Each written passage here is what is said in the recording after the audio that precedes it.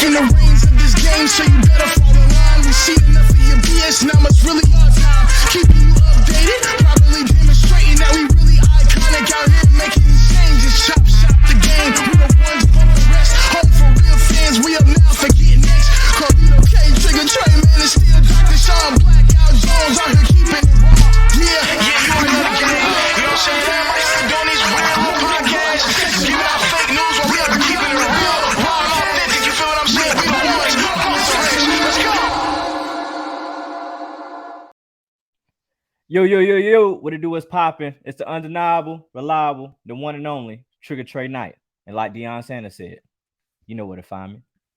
And this your boy, Blackout Jones. You know how I like to do it. And how I like to keep it. Nice and sweet, nice and slow. Chopped and screwed, let's go.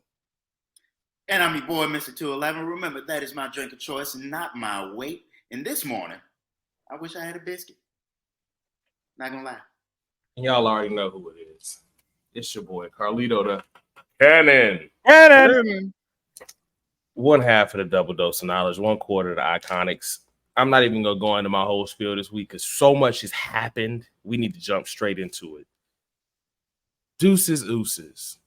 Deuces, Uces. Trigger Trey said he going already. Bye.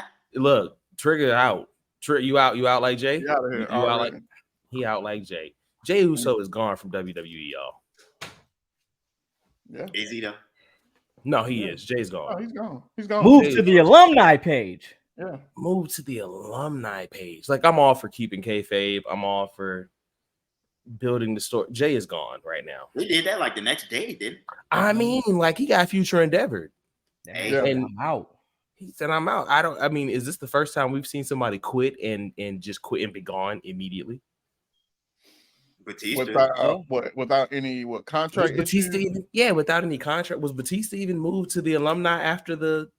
Like, I don't even think he got moved to the alumni same day. Like, same. I don't think it was the same day. Yeah. Yeah, like they. Yeah, they moved pretty quick on this one. Yeah, they was. So I felt some type of way when Paul Heyman said we're in the bottom of the third, but he was he being for real? Like, I feel like right now at this point he might have been being for real. I think so. Because basically the bloodline is the Marvel Cinematic Universe. We getting this in phase. We're still in phase 1 technically. Exactly. If that's the case, like, Jesus. But really, is it phase 1? I feel like we in phase 2. Oh, If we in the bottom of the third, and there's 9 innings, when you break still, it up into But I mean, look what they've done so far. It's early. Product placement. Shout out to Tropicana OJ. I'm about to hydrate. And vitamin D. The vitamin D. Wait, or is it C? Pause, bro. 140 calories. Get your daily dose of vitamin C, sir. C. Vitamin C. No, it's supposed to be B, but I'm gonna let y'all rock today. Vitamin D, the sun. Yeah. Pause. Hey. back at it. Okay, so let's recap. Jimmy turns on Jay because what, jealousy? Well, look, and I would say it's a mixture. He didn't want him to be, he was scared that he was going to lose him, and he was going to be quote unquote Roman Reigns, pretty much, egotistical maniac, whatever you want to call it. But wouldn't that have relegated him to main event Jimmy if Jay became Roman? He would have been right-hand man. Right. So you still would have had a high, powerful position, but he doesn't want to play second fiddle. He doesn't want to be the guy in the back, the little brother. He doesn't want to be which Uso are you? Nobody's bitch, pretty much. Like I said on the last episode, he was the man. He was the king, prom king, the varsity quarterback. Hey, be like Jimmy. Be like Joshua. Yeah. Who are you? Which one are you? They gonna find out today which one he is. Yeah, we're gonna find out because he got to stand 10 toes now because he turns on Jay, costs Jay the match. Roman's still your tribal chief, as it should be, of course. Right. All is still right in the world. Fast forward to SmackDown. We get the explanation. Fast forward. Baloney. Roman comes out, talks, the typical Roman-ish. Paul comes out, talks his John, Jay comes out.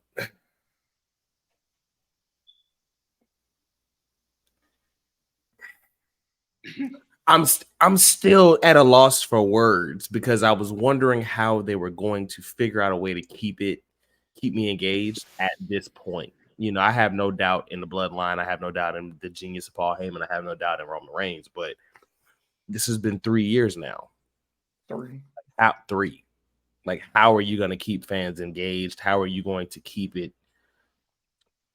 I'm almost at the point now. Yeah, because I'm almost at the point now, and I've said it before. This is our 1970s Bold and the Beautiful and Guiding Light and Young and the Restless. I'm really believing that now because Jay comes out and confronts Jimmy off rip. Not concerned about Roman or any. I'm about to throw away 30 plus years if you don't explain right now. Like 37 and 30. Hey, take this mic and let me know what's up. 37. I mean, when he hit him with the mic, first of all, you wouldn't have hit me with the mic like that. Yeah, that wouldn't happen. That wouldn't happen. Brother or not, TV or not, you're not hitting me with no mic. Like I'm no. Jimmy explains himself. You know what? Whatever. Okay, y'all watched. Y'all know. Yeah, let's get to the hug that turns into a super kick. Yeah, because I felt like Jay had been loading that super kick on Jimmy for 37 years. Like there was some venom and some loading it. Hey, I mean, he Barry Bonds post steroids, and Jimmy sold it. Allegedly. It gave me that, oh, what's your name? Stan? It gave me Shawn Michaels just kicking everybody out the building. Yeah. He kicked the dickens out of Jimmy. But Jimmy made it look good too. Jimmy made it look great. Yeah. But he sold that. I didn't expect it because I don't know. It was how they were doing it was pulling me to like, dang, because Jimmy and Jay, they're brothers. Obviously, you have a little bit more understanding with your brother, but Jay sometimes forgives and he delays his actual feeling. We saw that with Roman. He delayed his actual feeling. Jimmy was the first to strike and Jay still held without. But I didn't expect it to be like, oh yeah, I thought he was gonna hug him. Like, hey bro, I understand where he's coming from, but I ain't gonna be like that. Nah. Jay, let's go ahead and throw this out here now. Jay deserves an Oscar for this portrayal. That's what I was thinking. Jay Uso, and Jay Uso stars in the Bloodline. Yeah. He deserves an Oscar for this. I know there's a writer strike right now, so the most enthralling thing we have on television is WWE programming. Jay for the Marine 7 watch. You so stupid. And I'm gonna watch. Wait, are there 6 Marines? He's gonna be on the chaperone. And I watched all part 6. 2. Yeah. Part 2. I mean, he right now he is the chaperone because he is when Roman's not there, he's single-handedly continuing to lead the story. Right. So we can call it. So wait, Jay Uso the chaperone is that the new chaperone? Yeah. Roy Addis. But he's been Oscar award winning through this whole ordeal with the Bloodline. And any and everything that has occurred, he's involved somewhere, somehow. Whether it's Sami Zayn, whether it's this situation right here, he's always been best actor. I'm so stuck on this right now that I'm confused. I completely forgot about him and Sammy in the moment. Of course, I completely forgot about how. Jay deserves an Oscar. We got to write the Hollywood Foreign Press. They're not going to respond, but we got to write them and put him up in contention for something. Like we'll give him the Beyond the Bell Oscar. We'll give him. We'll give him that. We'll give him his emotions. I mean, his back to man, just the looks that he made. We'll give him the Beyond the Bell Oscar today, Jay Uso. and the award goes to Jay Uso. But not on a serious tip. Hashtag Marine 7. I'm out. The Bloodline. I'm out the WWE. Deuces, Uces. Uces. First of all, I laughed when he said it, but wow. I didn't even hear him when he said it because I was too busy hollering. I was like, Oh, what? yeah. Like, he really I think kicked we his all brother. were like, You know what I'm saying? I said, oh, snap, probably about 8 times. Not the oh snap. Oh snap. oh snap. That's You my remember, like you remember, snap. back in those young early days, you couldn't say what you wanted to say. Mom and dad looking at you. Oh snap. Yeah. Better watch your mouth. And then leaving through the crowd. Question. And I need 3 solid answers. Yeah, and it was reminiscent of Punk leaving with the WWE Championship. It held the same weight. Does this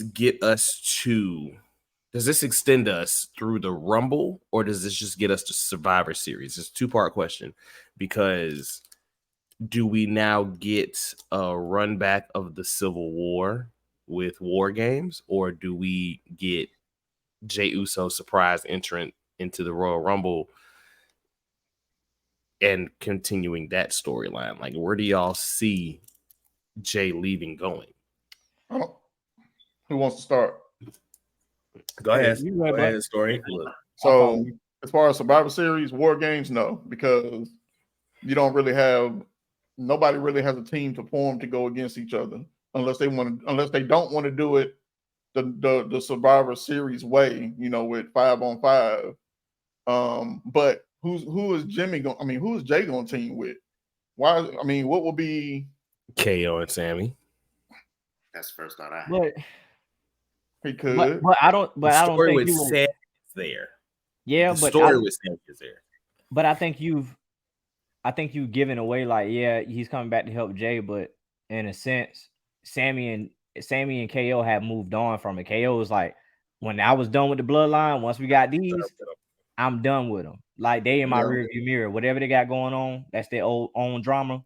They can handle that. Jay, he a family man. I got respect for him. He can handle that. So I'm with Black. I don't think you do nothing at Survivor Series. I think you push it to the Rumble. And I agree. They ain't got enough people for War Games. It'd be more surprising if let's just say Jimmy changes his music in this time since Jay's gone, and then you hear that "ooh so bow" number 30 or something like that. Who knows? But I feel that'd be more impactful. Okay. Go ahead, Black. Royal Rumble. I mean, there is a scenario where you can't see him come back, but then there's also a scenario: is it going to be the Rumble? That's true. Will we have a scenario where somehow Roman may have a match? He may not be in the Rumble. He may have, he may come out during Roman's match if Roman is defending the belt during that time. It may not necessarily mean the Rumble, because all that's going to do is going to mess up what I talked about. What was that last episode? Cody Rhodes story. The story. You're really kind of interfering with the story if you bring him into the Rumble as a participant. The only reason why I would disagree with that is because not only could you set it up to where you have bloodline members in the Rumble. So say Jay and Jimmy is in the Rumble, you got Cody in there. Like, you expect for Jay and Jimmy to Don't forget Solo. We cannot forget Solo in the equation. Well, yeah, Solo if he is in the Rumble. Like I said, so if that's in there, they'll put Solo in the Rumble. This is showcase time. This is the year for Solo to get something elevated and showcase in a big match setting. The Rumble's the perfect place for him this year. So we got Jay, Jimmy, and then we also have Solo in the Rumble. So I can see it to a point where, surprise entrance, Jey Uso returns, comes back, gets a huge pop. You got Cody in there. I say Cody comes in at number 1. He's doing the Iron Man joint, coming in there, knocking everybody out, doing whatever you got to do. And then you have that tension in there where you think that they possibly, all right, well, we're going to get Cody up out of here. But mainly you can see it where the ties turn, where Jay, he's going to get rid of, maybe Solo, him, a couple other people get rid of Solo because he's a big threat. And then you get him to turn on Jimmy, throw Jimmy out like, yeah, bro, now you know what it is. And you still get Jay out, but Jay has a strong running in the Rumble, which still is going to set up, to me, Jimmy and Jay at Mania because it's like, hey, bro, like you always jocking on my shine. Like I'm trying to, better myself. I'm trying to put myself out there, but you eliminate me for this cat over here. And then like you still build that story between them. But we just don't know where Solo goes after that if you do that. I mean, it's still there that you can interject 3 of them, but now I asked the question I asked because there is a major caveat to the story right now. Of course, it's only right now because this is a temporary moment in time. Hopefully, we've seen writer strikes before. They end, all goes back. There is one wild card right now that I don't want to say people have forgotten, but people are kind of. I don't want to say they don't care either, but because it didn't happen when it was reported to have happened, people have kind of put it in the back of their head. There's a writer strike right now. Yeah. There's a major name not working and not doing a darn thing right now. I asked Survivor Series because there's a good chance the writer strike will be over by New Year's. Possibly. So we may not get Rumble, we may not get WrestleMania. The next biggest event that you can do something at and actually have him show up is Survivor Series. What if Jay left to go get that guy? I would love to see it. I think we would love to see that guy. Think about it. Jay is out. Jay leaves. Jay left the bloodline. Jay left the company. Yeah. But we know he's not done with Roman. Yeah, we know he's not done. We know he's not done with Jimmy. He's not gonna go get Keish. At this point in the stage in the career, Keish's done. God rest his soul. Umaga's not with us. Umaga would have been a good caveat. Caveat. Rosie's no longer with us. Like, if we're looking in terms of who can still draw, who is, and let's just be honest, is a threat to Roman physically. Box office, everything that you can be a threat to Roman because Roman is final boss. What if Jay left to go get help, to go call on the bigger Uce? Because Roman's out of control. Let's be honest. Yeah. At this point, Roman got people turning on people and not to help him, just to stop people from becoming him. Roman is like I can't even call him a parasite because it lives off of something, but Roman is the thing that grows from the parasite that just becomes so powerful you have to figure out how to cut it out of. Right. There's only one man that could, and of course he needs to come back and lose if he comes back, but there's only one man that can come back and pose a serious threat to Roman Reigns, and that's not Cody Rhodes, and that's Dwayne Johnson. Yeah. Writer strike, no Netflix movies being recorded right now. No Hollywood blockbusters being recorded right now. We didn't get it at 39. We didn't get an after appearance at SummerSlam after a match. And like I said, at this point, a lot of people are just kind of like, okay, it's in the back of my head now. I don't care if it happens, whatever. I'm of that vein. If it ever does happen, cool. I don't care because I'm more invested in Cody, Roman too. Right. But it's Dwayne.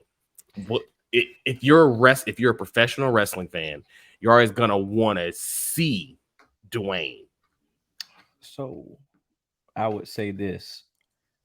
My sentiments are the same as yours. I think when the iron was hot, that's when I wanted it the most.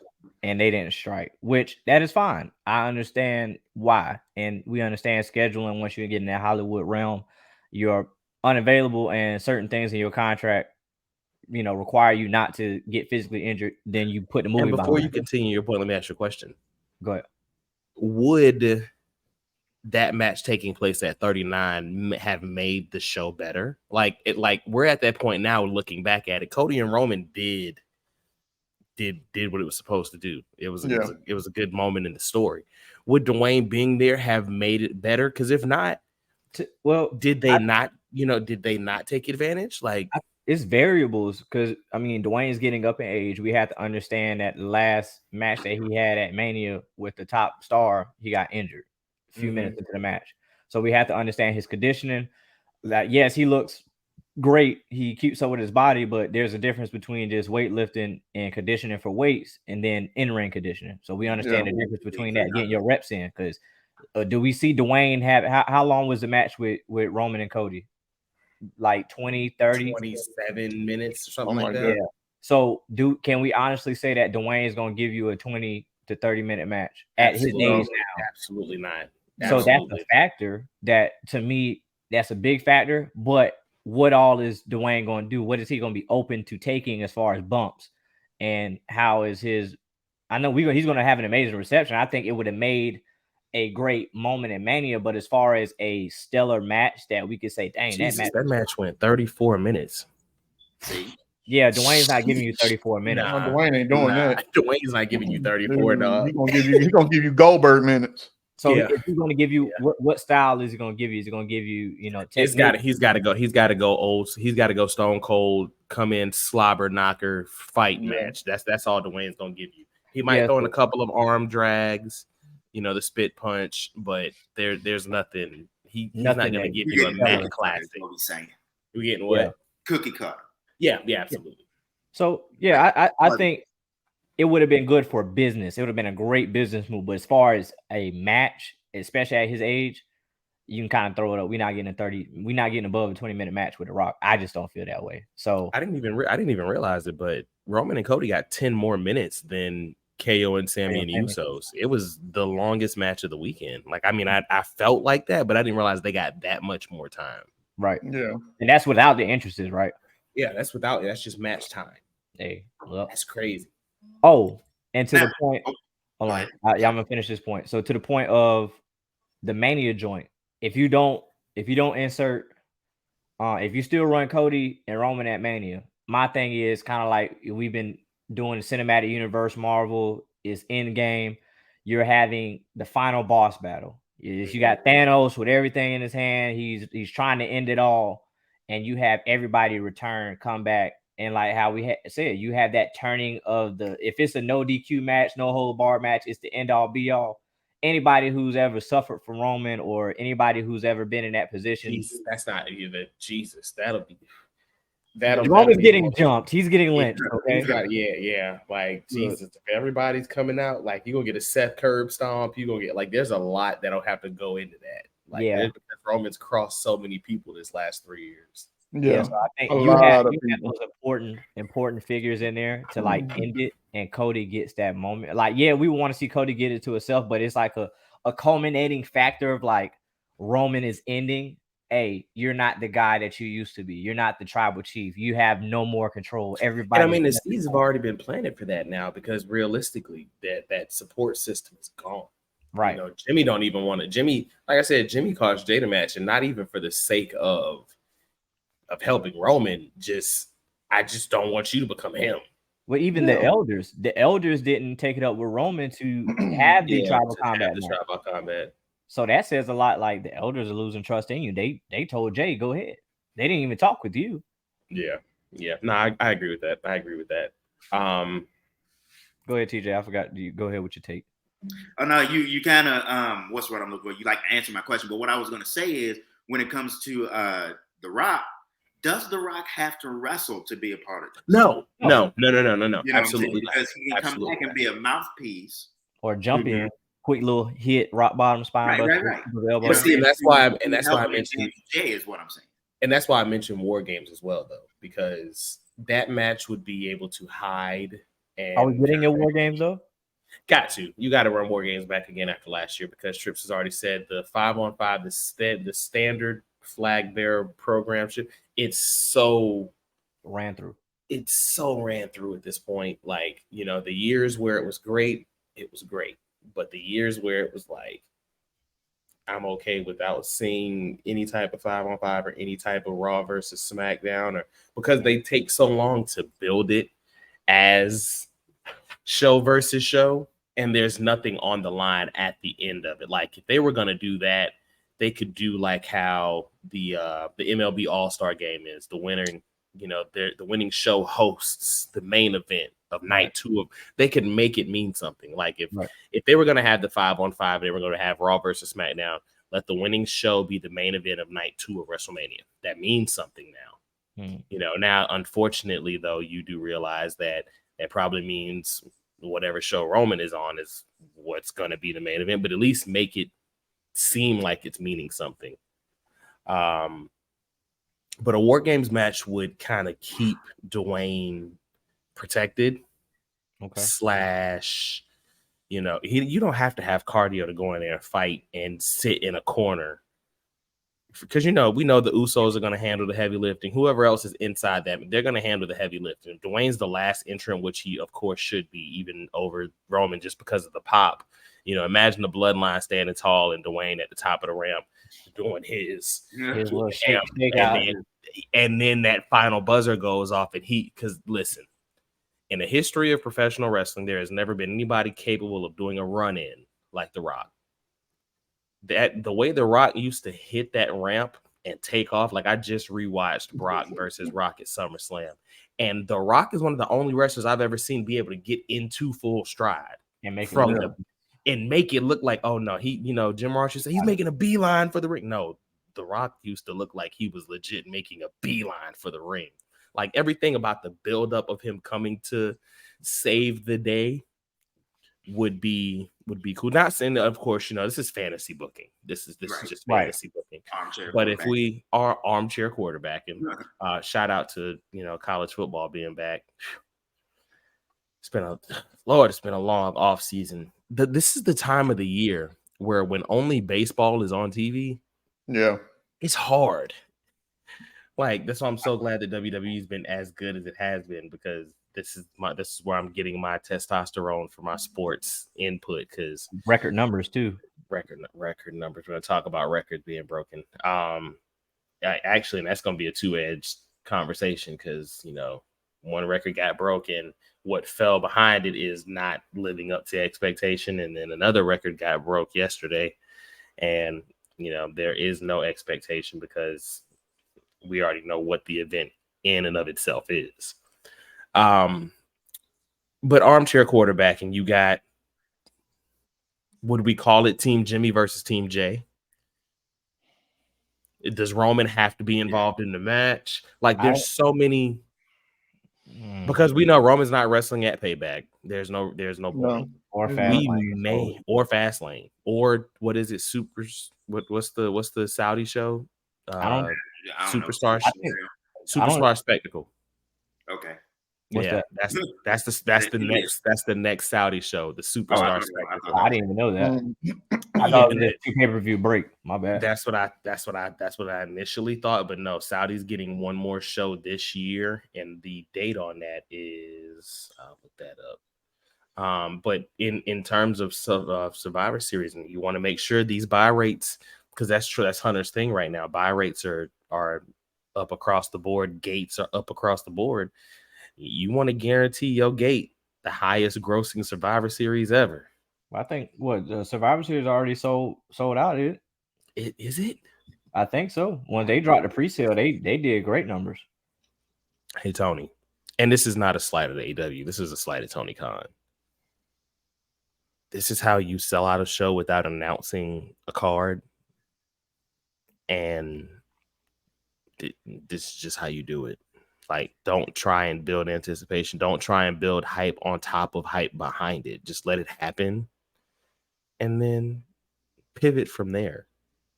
Just saying. He pushes emotions into a lot of his. He does. He's a fan, and I respect it. I respect that he's a fan, but it's hard for me to say because he's the owner of the company. You know what I mean?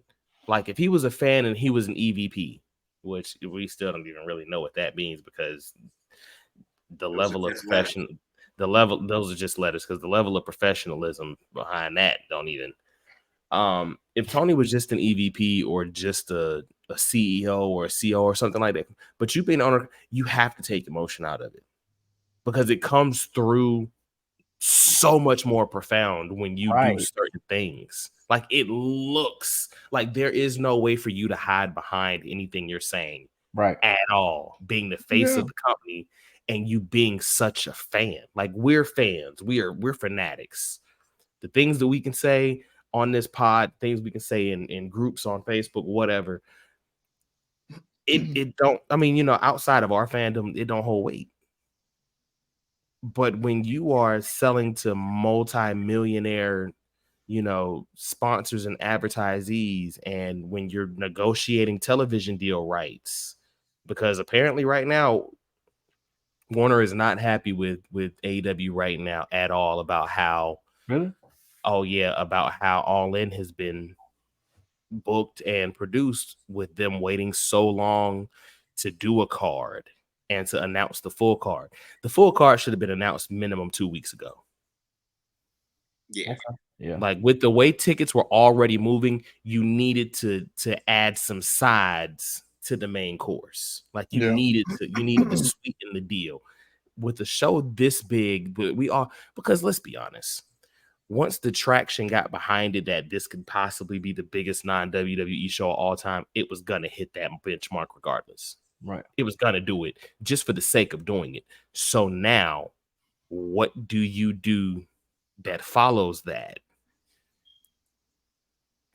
And it's just falling flat. You know, I mean, hey, not saying the show's not gonna be good. It could be a bunch of good matches, but that's all it's gonna be. There's no storyline. There's you got Punk and MJF. I'm sorry. Well, actually, that's an alternative storyline. You got MJF and Adam Cole. Yeah. The Bucks and FTR, maybe. Is there a story there though? Like, just like we know the story is there because of the history. Yeah. But in terms of storyline and creative right now, that has some effort put into it. You got MJF and Adam Cole, and that's it. That is your, which it should be because it's for the world title. Don't get me wrong. Right. But in terms of the biggest non-WWE show of all time, we show up for the matches, but what keeps us there is the stories. And AEW ain't I ain't gonna say they're horrible at stories, but they ain't the best. they're I not the think, best. they've improved. They've improved. Well, let's not say they've improved. Let's say Collision has made AEW look great in the storytelling department, because 2 weeks ago I gave Dynamite praise that I'm upset that I gave them after this horrible show that we got this past week, and we're going to talk about that. We'll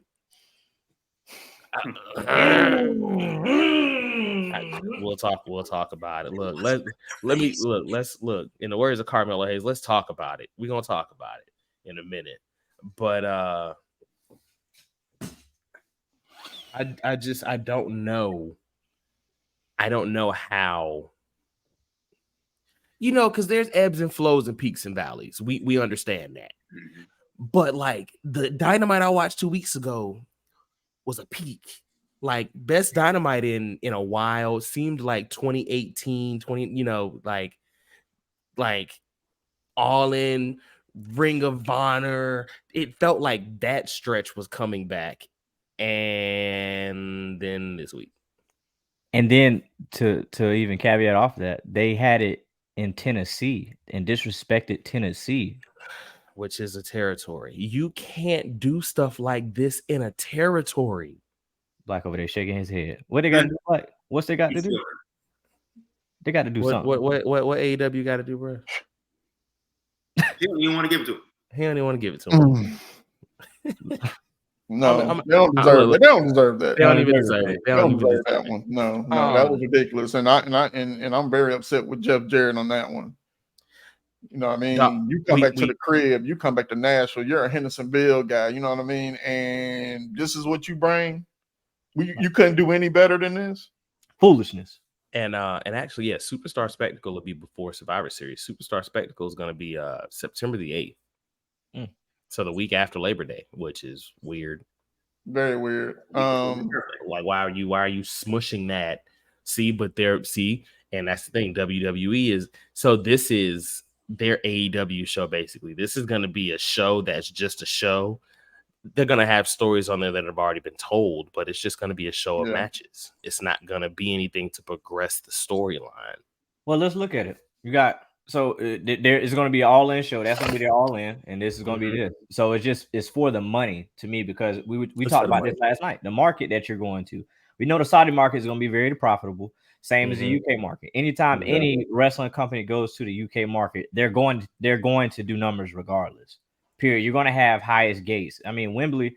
Don't get me wrong. That's a great accomplishment. I told Black that last night. It's a great accomplishment to have a Wembley show and you get those numbers, you beat these record gates and stuff like that. That's all great. That's fine. It's great for business. It's great for wrestling fans because yes, another company has done it. But like I said, all it's going to go into is how memorable is the pay-per-view going to be? How are you going to do it? This will be a show we're not talking about 2 years from now, unless they find a way to make it memorable that night. Let's come back because this, I feel like that's about to take over a whole conversation. Let's hold on. Let's hold off on that. No. Let's hold off on that for 1 second. Let's hold off on that for 1 second. We're finished about Jay. Because I feel like we can spend another 20 minutes talking about the intricacies of this bloodline story. True. You don't think so, Black? No. What I'm saying is for us and for all the fans out there that we're talking to today, understand, prepare yourself for neither one of those scenarios to not happen. Exactly.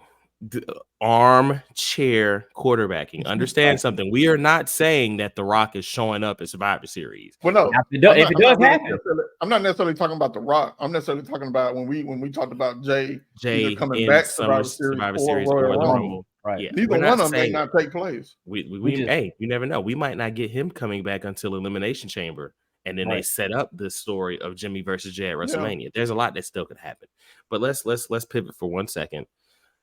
What's everybody's favorite number? 21. 21. My bad. 11. 5. One of my all-time favorite people's numbers is their favorite number is 3. It's biblical reasons. Like everybody has a favorite number. Mine's 28. It's significant to Kobe and Gigi. But I have a new favorite number. Is it 90,000? Why? That's too much. 2. Yeah, it's 2. As in, for the last 2 weeks, this week and last week, the amount of fickleness that we have seen in the WWE universe.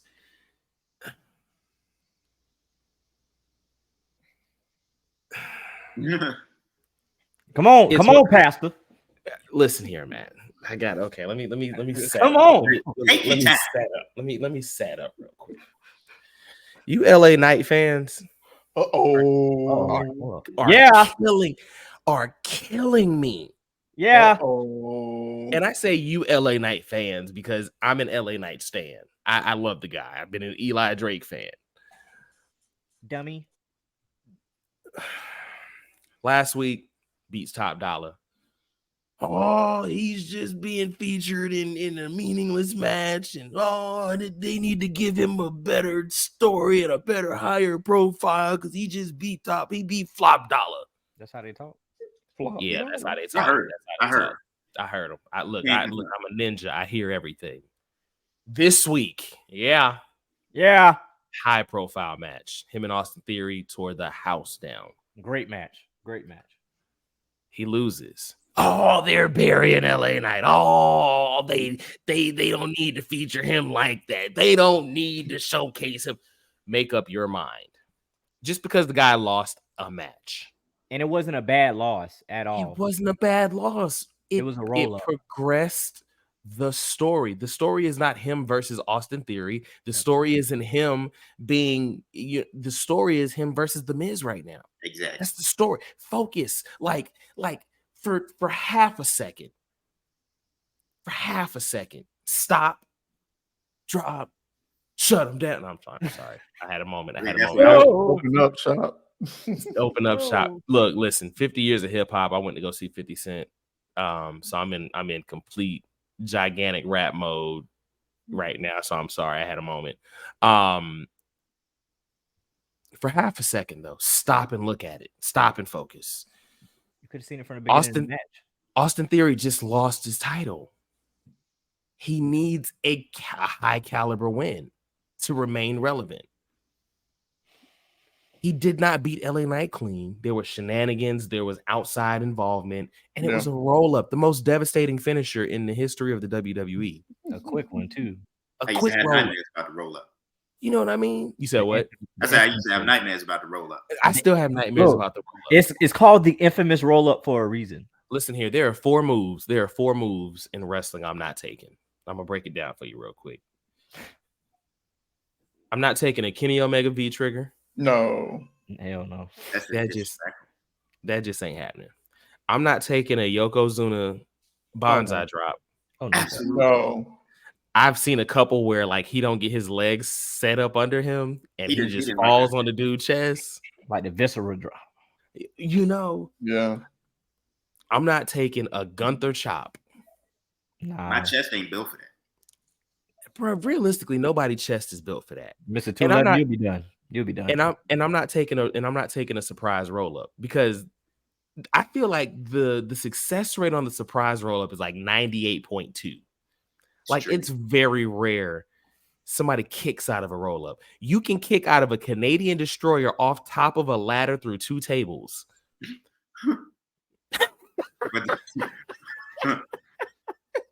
But that surprise roll up, why? But that surprise roll up gets you boy every time. No, what's his face called it? When Xavier Woods was doing a small package for a little bit. What do you call it? The small package, the backwoods. Yeah. Roll it, light it, and smoke it. The backwoods. Exactly. So that's the same but as he didn't lose. Like he didn't get beat. He got pinned. There's a difference. But you know what's funny about that whole situation? We didn't get that match until Austin lost the belt. They kept him away from the champion until the champion wasn't the champion anymore because they knew LA Knight, if he's in a championship match, the next time he's in one, he has to win. He has to win. They know it. We know it. It's unanimous. Yeah. They can't keep having him wrestle hit rows and stuff like that. So now, okay, let's give him a higher caliber talent to wrestle to be featured because this wasn't a 2-minute match. No. There was a commercial break and it was 2 of them. One. Yeah, it was 2 commercial breaks. They showcased LA Knight. First of all, that pop is undeniable. When Kevin Dunn hit his infamous crowd shots and that guy is over. Yeah. But I'm so sick of the fickle. Oh, they don't need to do him like this. And then when it doesn't happen the way you want it to, well, they just don't need to have him out there at all if that's what they're gonna do. Make up your mind. Because if he doesn't show up for 2 weeks, y'all are gonna cry. Yeah. Like for some people and for a very vocal minority of the WWE universe and the IWC, there is just no pleasing you in any way, shape, or form. And I just don't understand it because you want a guy. When did we become the generation that we stopped being invested in the long-term pushes, the slow burn, the slow build push? Like when I can't remember when but it feels like we're so far away from that norm now. Because Austin, like the Stone Cold booking for him to become Stone Cold happened over like 2 years. There was a random name change. There was little things that got. I remember he had a match with Brett at Survivor Series, 95, I think. Mm-hmm. And he didn't even get an intro. Like, yeah. When do you remember, Black? When titles didn't matter anymore.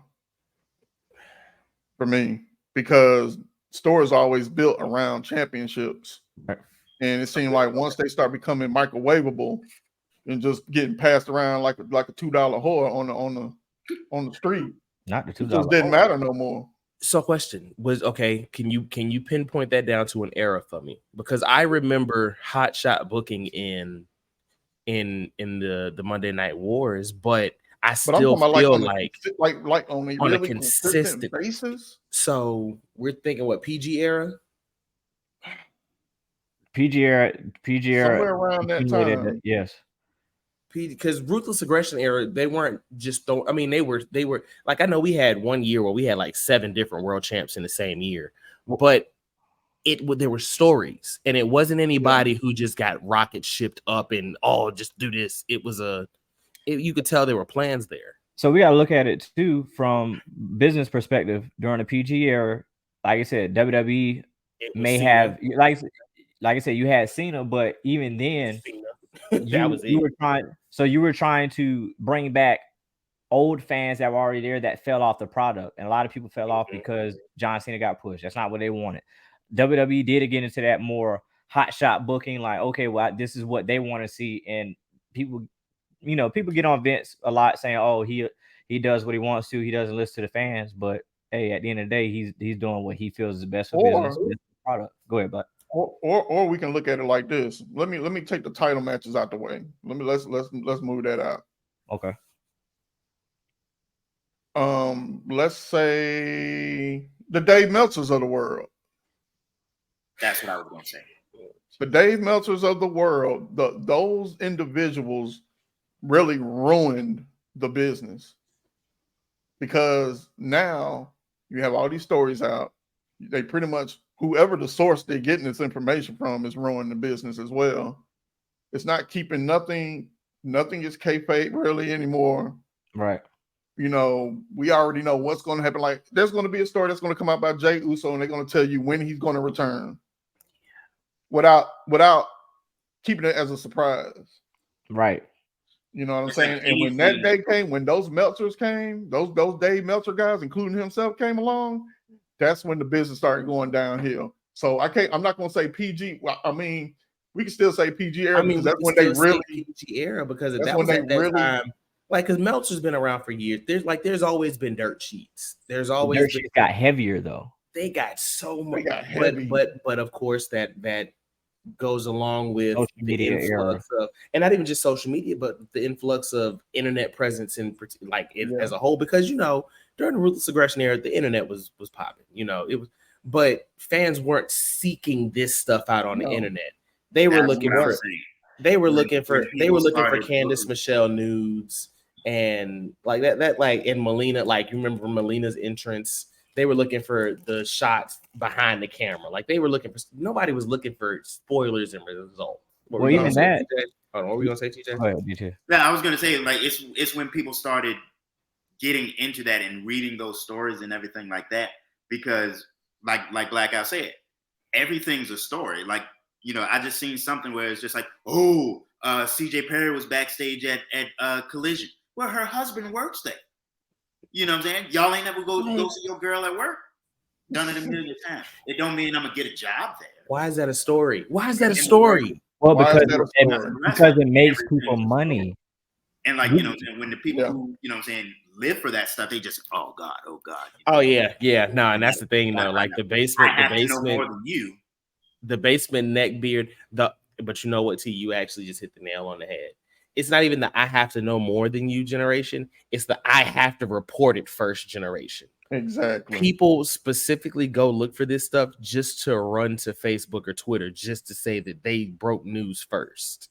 Well, even then, it's coming from a money and a monetization perspective too. Because all right, if I get this big story buzz, that's money in my pocket, depending on who I give the story to, depending on what outlet gets it, who runs with it. If I create a nice little headline to it, is it going to get people talking? Is it going to get much traction? Is it going to alter the way that people think about wrestling or this storyline or whatever? So it sends it to a different trajectory. It's catch-22 for us, because it's like, if they wouldn't have monetized this, we wouldn't be doing what we're doing right now. True. At the level of what we're doing it. But it's like, I wish, like, I'm trying to think. Like, I remember the only way I really remember anybody making any money was people were calling in the hotlines. That was how people were making money back in the day. I did it. I was stupid. I did it. That one, and we all knew Bill Apter. Yeah. Bill Apter was the main. Which it was nice to see him at the SummerSlam press conference. Wasn't nice to see him there. Yeah, it was nice. But like I said, it's hard because it's like if it wasn't for that, I mean, of course, we still would have came together and would have been talking wrestling. But in terms of the level of which we're doing it now and putting it out, putting content out, getting this stuff, we wouldn't be doing what we're doing right now. So I'm grateful for it, but at the same time, it's ruined. Well, so for me, I can't say it's ruined wrestling for me because it's easy for me to stay away from spoilers. I leave groups, I unfollow people, I delete people, I delete apps. Anything that has any type of spoiler, I can stay away from it because I choose to. But for wrestling, I guess. Yeah, you know what I mean? So because there's a stretch of the year. Mania season for me is a very important stretch. This is my downtime. This is where I watch wrestling because I still love wrestling, but I watch it just because it's just something I do. But from January to April, I'm watching everything that comes on television weekly. I'm on YouTube, but I stay away from anything spoiler related because that's our go home season. That's and if you're a wrestling fan, you know what it means to go home. It's time to take it where we, the final destination. That's my go home season. Okay, this is when they about to start bringing out the heavy hitting writing right now. Sometimes you get, of course, the end of the summer stuff. Like right now, we're entering in that stretch where they want to go ahead and, because the season premiere is getting ready to come up, they're about to start trying to write some stuff that's still captivating. Going into the new year, but that Rumble, from the Rumble winner to WrestleMania Night 2, it's untouchable. Like even the down shows still progress and move along a story. Right. So it's easy for me to stay away from those spoilers, but it's weird because for a guy like LA, there's people who refuse to stay away from it, but for a guy like LA Knight, his fans are looking at this stuff trying to get I need to figure out when they're gonna give him his big. Why not just stop it and smell the roses? Let it naturally go. Let it come to you naturally. Let it marinate. Like y'all are the people that'll buy a pack of chicken, wash it, and throw it in the pan. And I ain't even gonna say wash it. Y'all are the people that'll buy a pack of chicken and just throw it in the pan. Don't put no salt, don't put no seasoning, no pepper, no garlic powder, no, like what? No Sazon. No, nothing. And then y'all don't even marinate it overnight. Y'all grab it, cook it. Yeah, ready to get it out the way. I hate to question y'all partners about how satisfied they are because y'all rush through everything. Look, the meals taste quick. Y'all run this, but it's this drive-through generation, man. It's this instant. Like even my hamburger helper takes a minute to cook because I gotta season everything. Yeah. Like y'all are the same people who buy the cup of the rice, Easy Mac, the rice, or the rice-a-roni cup, throw it in the microwave and bring it out and don't season, don't throw no butter in it, nothing. Just straight dry rice. Like a Popeye's biscuit. That's enough to choke a donkey.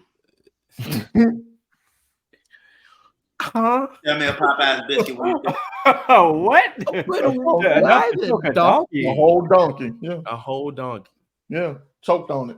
You ain't never seen it not do it. I'm touche. All right then. That's true. That is true. Touche. There's a donkey out there in this world. I feel like grammatically that should not have made sense, but it made all the sense in the world just now. Right? You've never seen it not do it. Wait a minute. Like I know my English teacher is somewhere like it made her ears ring just now. Like, what you just say? It made sense.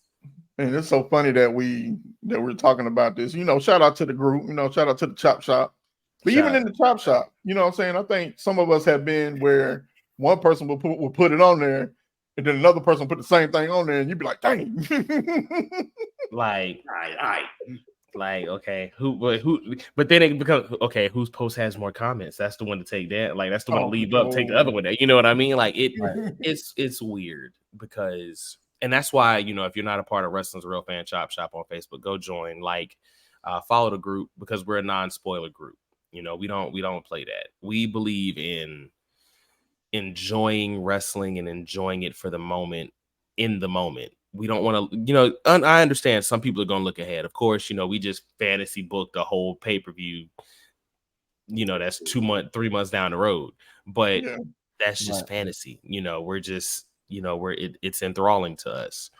But this whole instant gratification generation is just wild, because now you're gonna run the risk of when LA Knight does, like, they're like, oh, well, maybe by the time they pull the trigger on him, it's gonna be too late. That's your fault then. If you feel like them giving you what you asked for is too late, you might need to look within. Yeah, and figure out what you that tells me you wasn't invested to begin with. You was just on the train. Yeah. On that name. On that name. Ooh, on the train and on the name. Look, put that on a t-shirt. That might be a Beyond the Bell podcast t-shirt. That might be a Beyond the Bell podcast t-shirt. I like that. I'll go ahead and design that now. Yeah, let's go ahead and hit Canva up. Shout out to Canva. Wow. But it's crazy because a guy like LA Knight, who you never want to say shouldn't be where he is, but a lot of people never thought he'd be where he is. Give it some time. Right. Y'all want him to win a title on SmackDown. Why, when he can win it at a pay-per-view? Yeah. Why, when he can win it at a Big Four event? Yeah, and I think we need to get back to that. We need to get back to winning championships, making those meaningful at pay-per-views instead of just one night in Sandusky, Ohio, somewhere at a house show with 1,900 people in attendance. Well, and I think that WWE had to get out of that too, because we see back during those times, the title was constantly defended on Raw or SmackDown, like week after week, every 2 weeks. Hey, catch the main event in New Orleans, Louisiana in 2 weeks. The World Heavyweight Championship in the main event. And sometimes it wouldn't even be the main event. No, and you're like, why? Just random belt change in the middle of the show.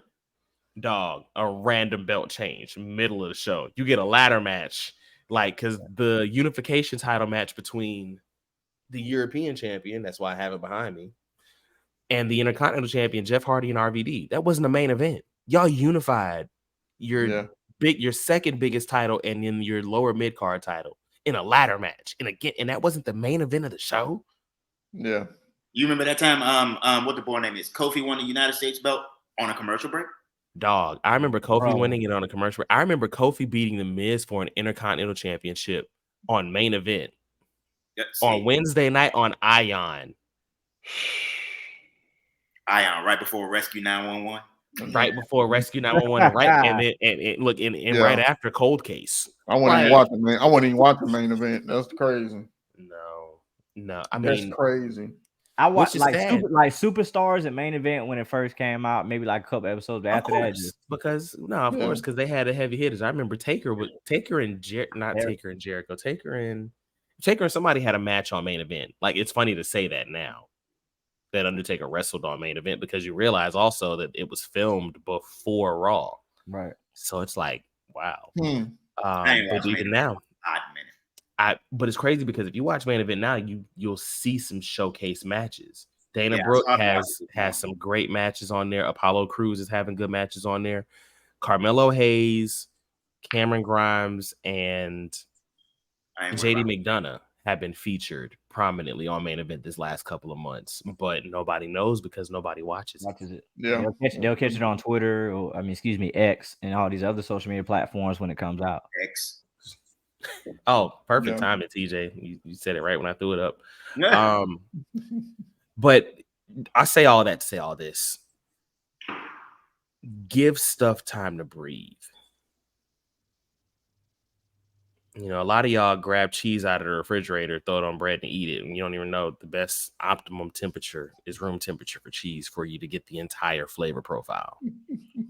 Do some research about stuff before, and not spoiler, but do some actual research about LA Knight's ascent in professional wrestling, all 20 of his years, and see how long it took him to get to where he is. And now y'all want to hot shot and fast forward a rocket onto him versus letting this entire process, because we want to get to a point to where we're watching the Bloodline. There's like 4 3-hour stories on YouTube right now about everything that's happening in the Bloodline. Yeah. We want that about LA Knight. We don't want y'all to be able to fit all of his highlights into a 30-second, a 3-minute highlight reel. I'm like, dang, that's it. That's it. That's a wrap. But I that, know when he that do win, ends, I'm gonna lose my voice. that ends my because when he wins, I'm whatever I'm he wins. gonna be and out the better. Yeah. Let me talk to you. Look, Shannon, Yeah, mad it's at gonna you. be. She's mad. DeAndre, shut up. Uh-oh. Look, y'all already know that word is that and thank you are bad in my Yeah. household. Thank you. Jeez. Segue into that. Shout out to Chad Gable. That German suplex he pulled off on Gunther Monday. Beautiful. I'm Yeah. ready for this match. I'm ready for the match. I'm ready Yeah. for the match. I'm ready for the surprise belt change. You think so? I'm mentally preparing for it. You know what I'm saying? If they do that, it's obviously not a lot. It's obviously not a lot. So okay. If anybody can do it, I can see it.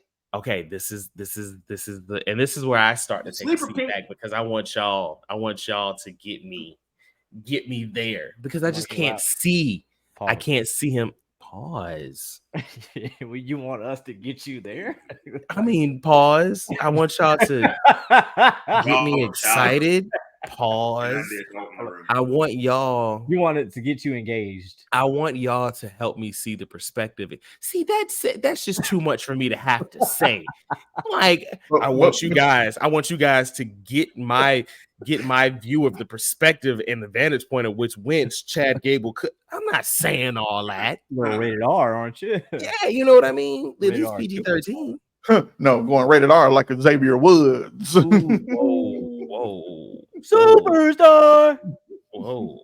You know, I just hey, everybody knows. We saw it. We saw the rap battle.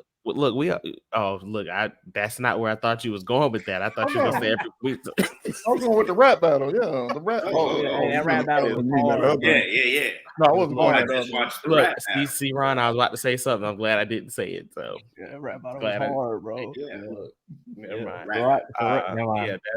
That's what was. Never mind. What you want to say about the matchup between Chad and Gunther? Yeah, what's your take on it, bro? Because I really want to see like. Shout out to Brad Maddox. Shut up. We ain't gonna do that. What was I gonna say about this match? I'm mentally preparing for a belt change just because it's the very last thing you would see coming on Earth. Like with all the, let's say Matt Riddles and Apollo Crews, people like that, you obviously don't see it coming. Right. You know what I'm saying? Mm-hmm. He's like, oh, Gunther gonna run through them like a hot knife through butter. But you know what I'm saying? Chad Gable got a little bit of burn right now. He got a little bit of burn right now. He's the leader of the Alpha Academy. He didn't turn Otis into, a book reading machine. He got that. Shout out to that match as well. Shout out to that match. Otis definitely held his own against Gunther. Love to see it. He did. You know what I'm saying? And you know what I'm saying? Chad got that skill to where he could just be like, he could mess around, have a technical masterpiece, and catch Gunther with the roll up or something like that. How many roll ups is it going to take though? Because it can't just be just one. But I'm saying it could happen. Now, if I had to bet money, I wouldn't bet a lot. You know what I'm saying? But you're gonna bet something. Yeah, I'm saying, I'm leaving here with something, okay? Because I'm leaving here with something. I'm leaving with something.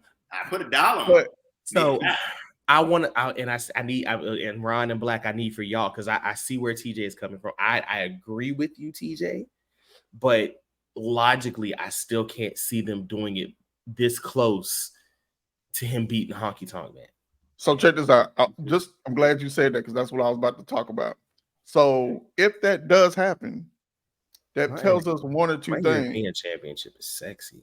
I'm sorry. That it is.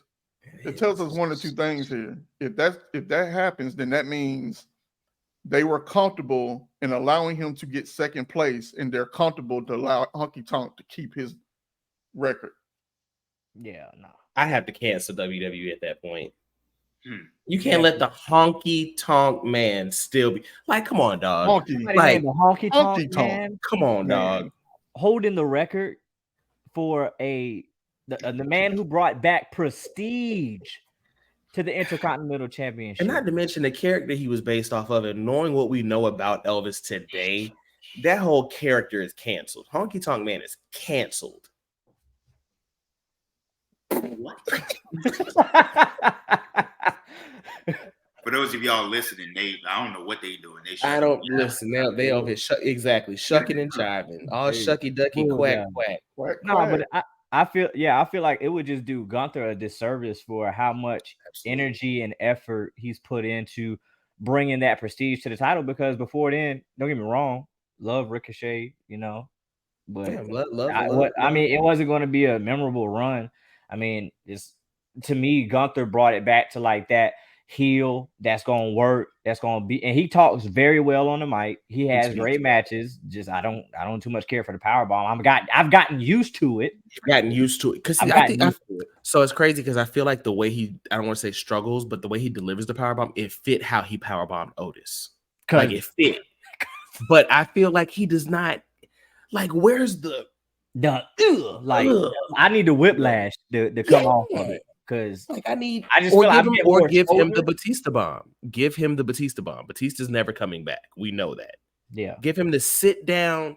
And then I love the Batista bomb. Yeah, the snap on it. The snap. The hold at the top. Bam. Or and then the snap. Or give him the I can't give him the last ride. The jackknife. Yeah. I love either that or the last ride, but I don't think he got that strength, that upper body strength. So it's crazy because Fat Gunther, which is wild that's mad wild that I just said that. Like, damn. Yeah. we got Big Gunther, Little Gunther. Which one you like? Look. Curl quite ain't right, Gunther. Yeah. Big Gunther. I apologize for Fat Gunther. I should have said that. Big Gunther looked like he had the power. Like he looks like he had the last ride. This Gunther is menacing, but in that like he gonna give you. Y'all help me explain it. He gonna give you some good stationary moves. He's gonna sell a little bit more, but anything powerful, anything that requires heavy power besides a chop, I don't think it's gonna feel the same because you have to have that muscular stability to me to pull it off. Like the Otis joint, I didn't know how he was going to do it, but he did it. That's the magic of professional wrestling. He did something. He did it. Yeah, I mean, but hey, it is what it is on that. So let's say he does defeat Chad come Monday. My take on that is, who do you see taking the belt off of him? Because I know who I see, and I think people may have forgot about him just a little bit. And I think he'll be rewarded because he did the job. Who, Johnny? Ricochet. Oh no, hell no. No, I'd be upset.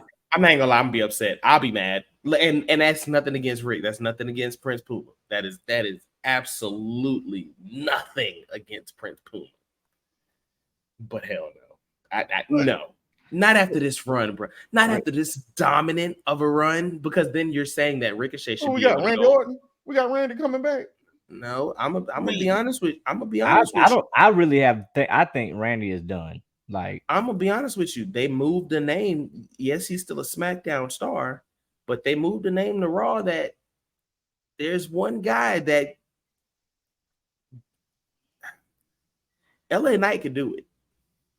Yep. If you want to give him that final to get him over the hump, there isn't a better name for him to beat outside of a Roman or a Brock or any. If you want to, because if he goes and beats Rey Mysterio, cool. I think he elevated. But we know they're moving along the Escobar, the Escobar Rey story. Yeah. If you want to give LA Knight that final, he is one of our baby faces. Put him up against the ultimate heel. Put him up against the 3-on-1.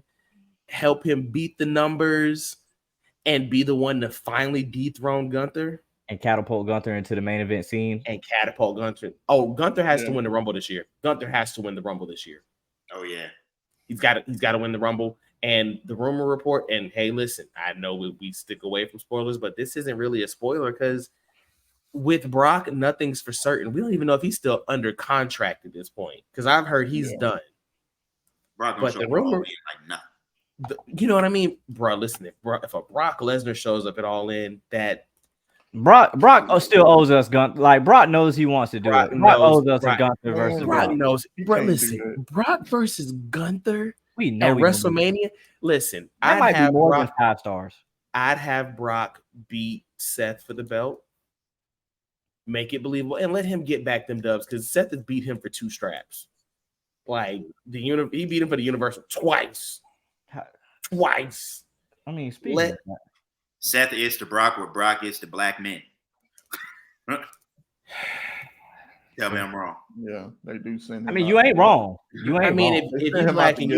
you black and you win a world title, dog, you might as well. If you hear that, you know who you losing to. You know who you losing that belt to. If you hear that, dun, just go ahead and hang it up. Like if you're a black world champ, every time I show up to the arena, I'm like, am I losing it tonight? Like, is he here? Because if he's in the building, you know what's happening. If we ever have Vince, so I want to ask Vince. That's why. Why? There's just this pattern that Brock has pinned every black champion, every black world champion y'all have ever had. Let's talk about it. You know what he's gonna say?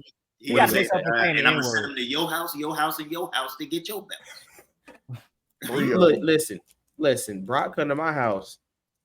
Hey, bro, what you need, bro? Castle doctrine is in full effect over here, dog. My life, look, ain't we a stand your ground state up here? Listen here, dog. Brocky eat them bullets. Don't worry about it. Well, he can have mine because I ain't got anything. Let's try and see. Hey, look, let's try. Wait. I will be interested in watching him eat those. We're not promoting We're not promoting violence. We're not promoting violence. We are not promoting gun violence either. Like, this is fantasy booking. We are not. This ain't even fan. No, just stop. This is not fantasy booking. No, even though I got guns behind me. We listen. Those are the guns. My name ain't Trigger Trey. In regards to the I'm gonna take the cannon off of my name just to make sure. I'm gonna take trigger off my name because we don't pull triggers over here. Just for real. But real quick, while we speaking on that, how about FTR with hair?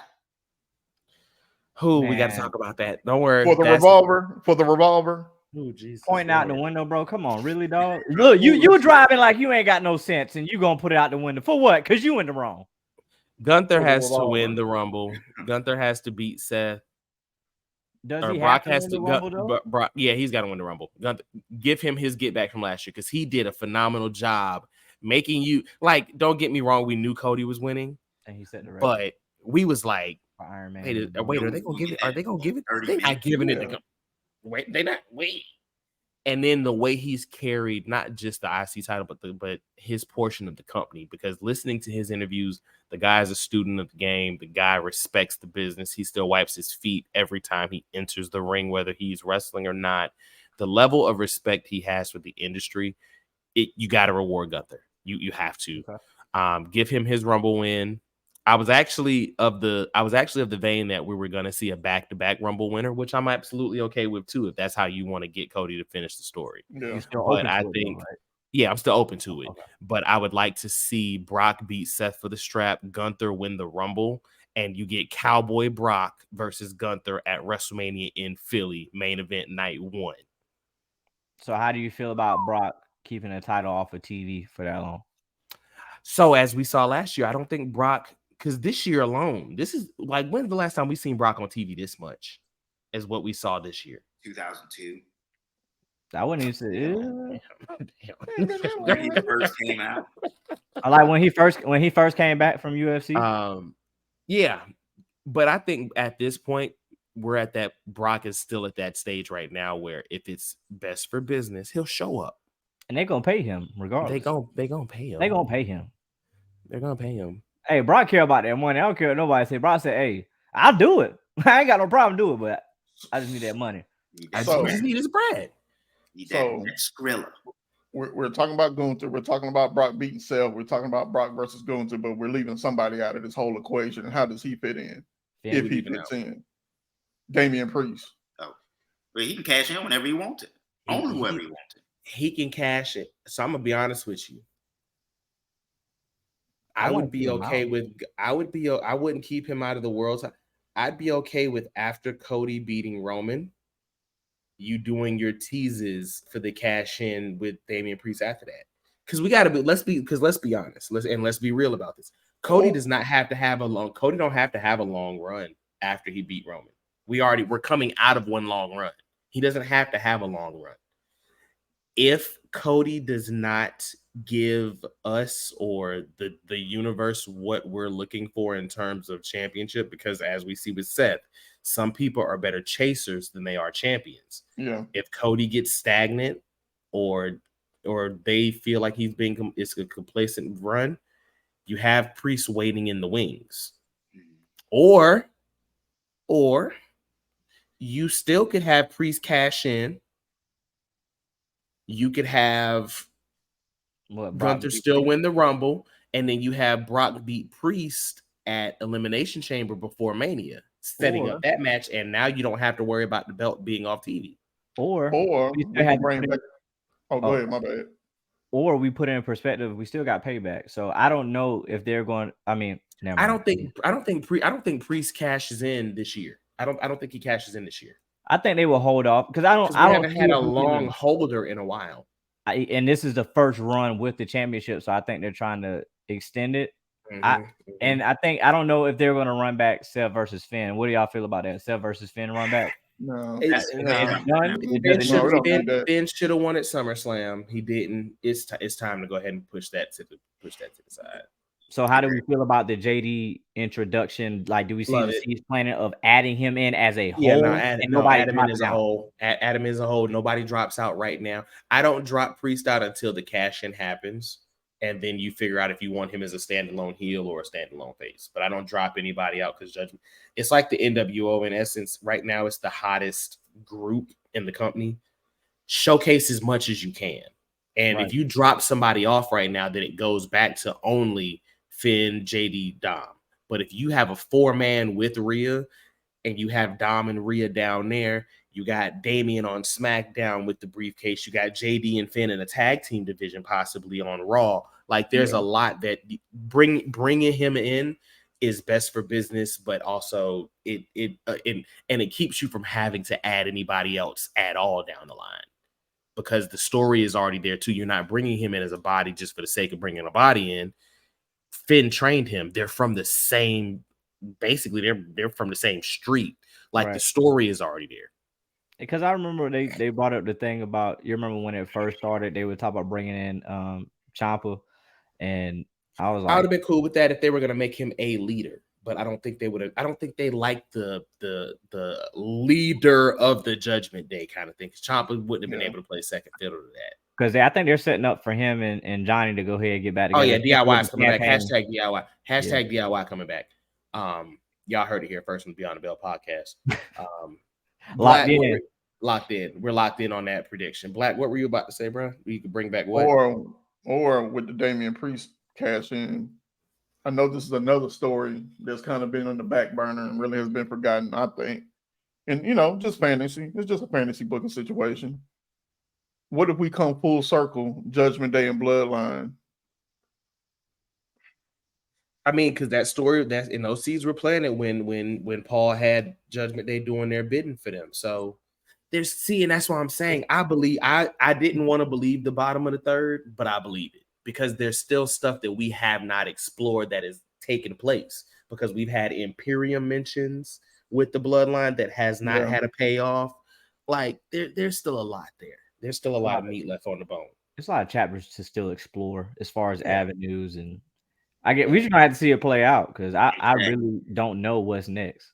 Yeah, we fantasy book it, but we really just don't know. Is there a next? Like what? Like when you say we don't know what's next, like is there a next? There is, but is there really a hey? This is exactly what we're gonna do. I think they're shooting from the hip. I love it.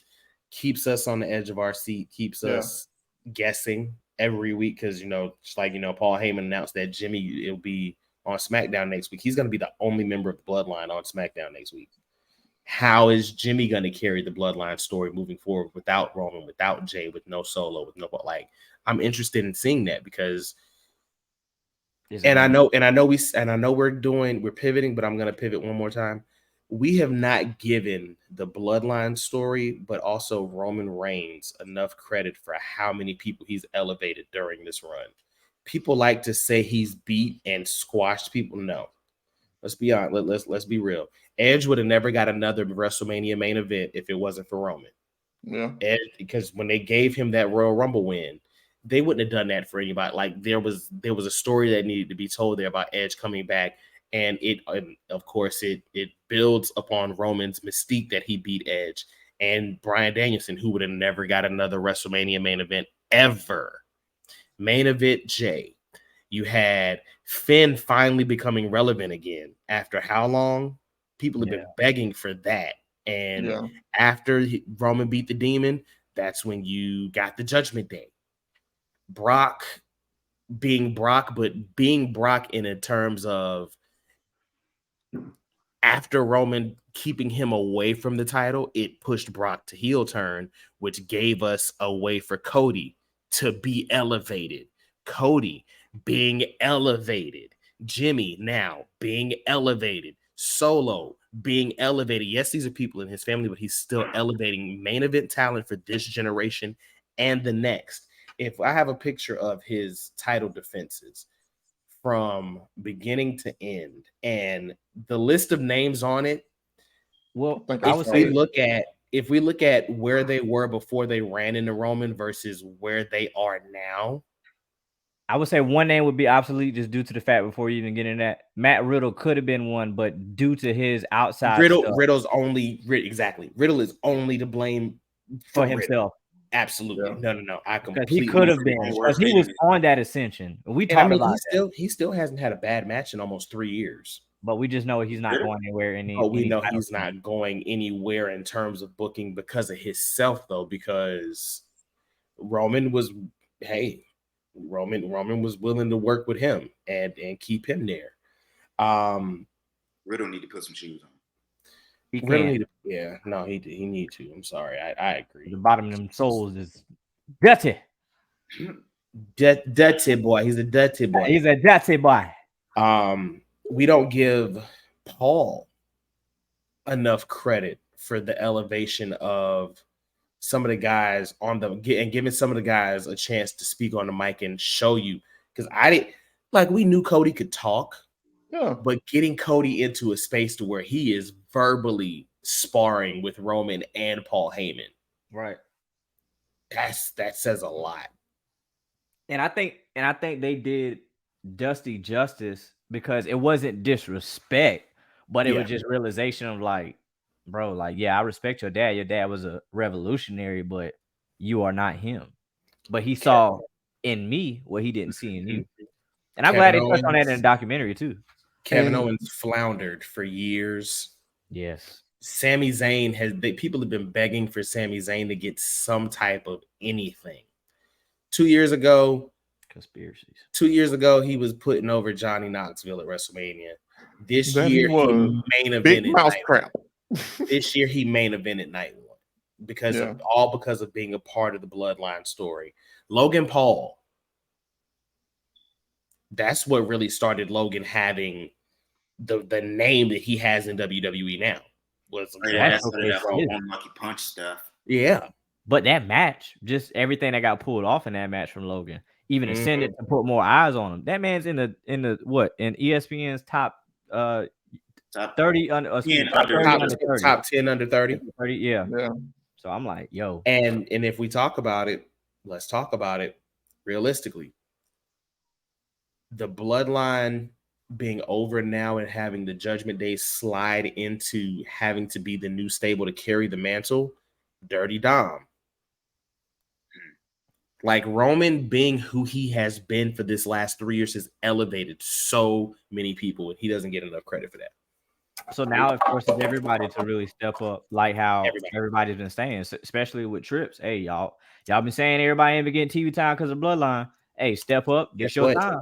This your And time now. I'm ready to Yeah. see what Bobby and the Street Profits going to do. I really want to see Bobby back in ring because I need for the attire. We talked about it last night. I need an attire change though. well, we talked about was this before you got on here about the Jabba said something about Doc and his attire for the Prophet. What about it?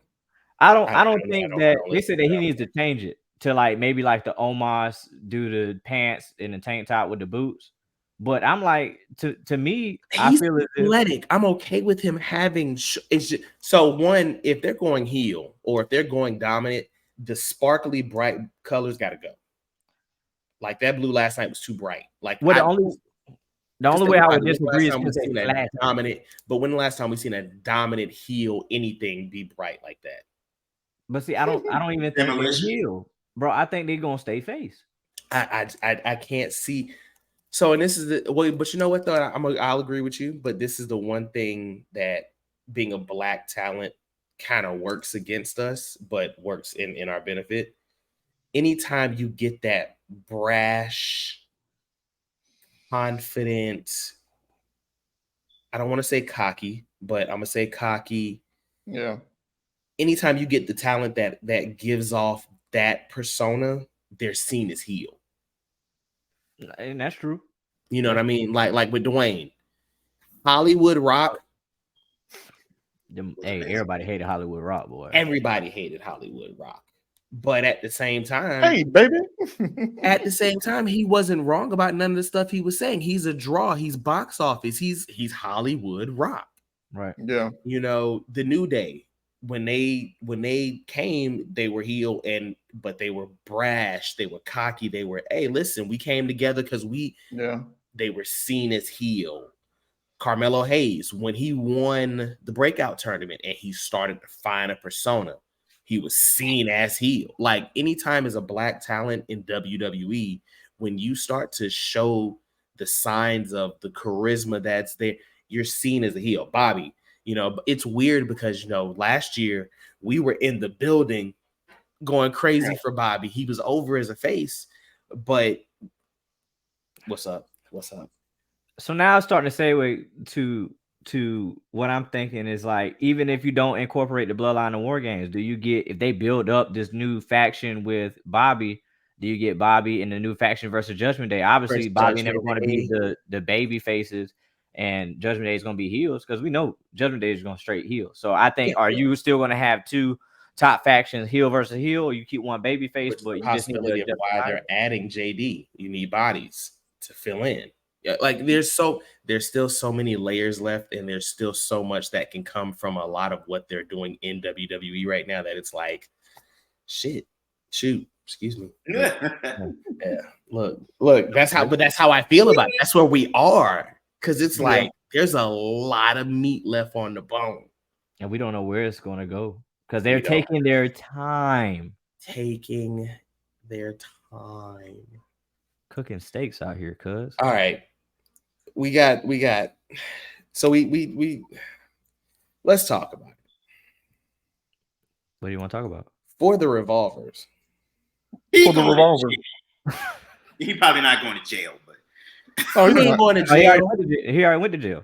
Yeah. So they did a press. So they basically did like a press conference showing him doing an interview while he was like handcuffed. Like, okay, whatever. Why? But whatever. Does this? So there's two sides to this because apparently no criminal charges have been pressed. Nope. But because of the optics, is AEW liable for punishing him, doling out some type of punishment? They should. Yes. Well, what's the whole ordeal? Like, what got him to that point? Like, what got him? Like, there's the fear of the unknown. Missing. Something's missing. What you mean? Yeah. I'll put you like this: if it was a domestic situation, okay. Mm-hmm. But if it's aggravated assault, well, then who did he assault? And why did the assault take place? Well, it's because he was recklessly driving, and I guess somebody who was passing him like said something to him, and then he pulled the gun and pointed out the window at the person. Oh, he had road rage. Yeah. So my thing is, you still got to hold anybody accountable because it's still about the what if. Like, yeah, you don't have to assault somebody for it to be aggravated assault, but it's the fact that it could have happened if he would have pulled that gun, pulled that trigger, hit something on the road, accidentally pulled the trigger and shot that family, and they would have crashed and caused another. It's a lot of factors and things because now you look at it as are you wanting your tag team champions, or are you wanting your individuals to showcase that gun violence, especially with a world that's going through a whole bunch of stuff with going through what we going through with gun violence, right? So trigger Trey Knight, aka the law. No, I agree with you. I agree with you 150,000% on that, Ron. I definitely agree with you on that. What's your take? Are there levels though? Because you remember, Jimmy and Jacob flip a car at 4:00 and be on TV at 8:30. So, but that's the thing. They'd get held off TV. And then they got banned from going to Canada until recently. Yeah, and I feel like they got special permission for Canada, but they're still not. You know what I mean? Yeah. Not like on their own free will. They can't just go up there. Yeah, they can't just go. It's business. So are they issued work visas? The United Kingdom. Well, we'll find out. We'll find out come All In whether because does this put the second biggest match on the card in jeopardy now? No, they're going. He's going. We'll find out something for Collision, but that's the thing. That's what I'm saying. Once the uproar starts, because we still got a week left, there's rumblings that something needs to come from this because this is the first time something major criminally is happening in AEW. Do you want to set the precedent? No, because the DV thing with was it one of the producers or somebody got into that's what I was going to talk about. He choked out my man. God, what's his name? I can't remember his name. I think that was BJ Whitmer. Yeah, BJ Whitmer beat up his ex. Was there criminal charges pressed for that? Oh yeah. Oh, there was. So they fired him. He's gone. Yeah, he was gone. That's what I'm saying. Okay, so do you want to set the precedent that when criminal things are brought to you, we discipline y'all? Because if y'all fired him for that because of domestic violence, now there's this on the other hand with what's his name, TJ? FTR with hair. With FTR with hair. Does it look bad optics wise for you not to dole out any type of punishment for something like this in like Knight said, in the space we live in today with gun violence, gun control policies already being such a hot topic? Do you not, if you don't issue out some type of punishment or some type of anything, does that set a precedent to the other AEW talents? Like, okay, well, depending on who you are or where you are in the card, you will be punished or you might not be. That's like with Randy Orton in WWE. Randy should have been fired, but because of his standing, they amended the rules for him. Now he got on the straight and narrow after that. But he's going to get treatment. But hey, if that's the case, y'all need to do something so that FTR with hair can get on a straight and narrow. I mean, we saw a person by the name of RVD that was not only WWE champion, but ECW champion. And all he got was a conviction. And he had to drop both belts. He had to drop both belts in a week. And that was weed. That was just weed. Yeah, that's just weed. That ain't so now a high level felony. He did, FTR with hair is getting charged with a felony charge. I made the joke that the Bucks were so mad at Punk that now that they're willing to actually put FTR over in a championship match, does that change the finish of the match now? Yes, it does. It should. So the Bucks are winning now. So we're going with the Bucks winning. I would say with this situation, it has to, because now it's like, well, shoot, if you win, are you gonna pay your dues for the consequences of your actions that you pretty much pointed a gun at somebody? After the Me Too spectacle, they put the belt on Darby, so we've already seen them drop the ball. We've seen them drop the ball, and then this is second one. This is second time doing it. Yeah, in a matter of a month. I think they said. Yeah. So at this point, Tony has to hold him accountable. Simple as that. Gotta hold him accountable. He has to either go to he needs to attend some type of counseling classes to where anger management, sensitivity, a gun control class where you need to learn, like, hey, when you're going through a certain state, what what puts you in a position to pull out your gun on somebody if you are in technical fear for your life? Like to me, in that position, you were not in fear for your life. There was no need for you to put out a gun. Don't get me wrong. Because realistically, like you said, this could have went wrong. But what if an officer saw that during that moment and had to draw his weapon? And now we lost another body in the wrestling world due to something because you were upset about something that happened on the road. I know bald FTR mad as hell. You know he is. Yeah. I'll be like, bruh. Like, we are finally at a point to You know where why? You know why he's mad? Why? Because this is my life. I've been doing this for 15 years, and this is oh my bad. I'm sorry. Look, cut that promo because look, there was passion there. I'm doing it for 15 years, and this is for my family. I feed my family, and ain't nobody gonna take this title from me. That's why your partner is about to take that title from you, actually. Exactly. So he out here being a white Ja Morant. Oh, except Ja Morant ain't even point to join at nobody. He just sir. No. Look, that man said, I got the blicky hit him with the sticky Sir. Yeah, sir. Look, he about to be screaming, guard. Hey, guard. I mean, hey TJ, Mr. 211. Hey, guess what? You got to do better. Got hit with it. Dog, understand something. My man said he is the Caucasian Ja Morant.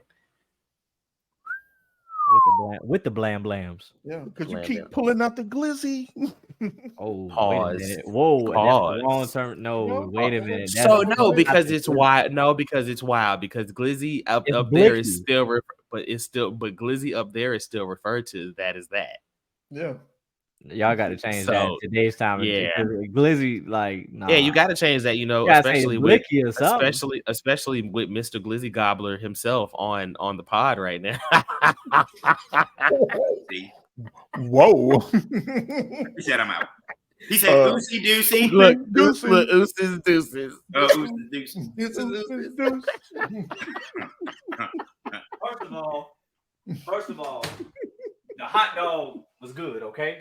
Pause. Oh no! Yeah, pause. It was one of those. Super pause. It was one of those Franks and ballpark Franks. It was one of those meaty Franks that you like in your mouth. No, it was not a meaty Frank. It was one of those ballpark basketball game Franks that you at Carlito Cannon on TikTok. If you want to figure out what we're talking about, go watch the vid. Go watch the vid. I am shameless plug at Carlito Cannon on TikTok. Cricket Train Night with the double bite of the glizzy, like the. My man had a mouthful of the glizzy already, and then went back in for the deep throat of the glizzy. Pause after all. Pause, because I'm not deep throating nothing. We ain't taking no glizzy. Look, we talking about blickies, all right. We ain't talking about glizzies. We talking about blickies. We talking about blickies, all right. Don't look at me like that, Mr. 211. That's all I'm doing. Don't look at me like that. Look, D's taking it way out of context, all right. Yeah, back to bald FTR. I bet he mad as hell, ain't he? Nah, he is. No, I know he is, especially because and I don't know if we feel this way as a unit, but I always felt like he was the spokesperson. I guess like but the one who took the roles of being in the media, of being in wrestling and stuff more. I always felt like he was the.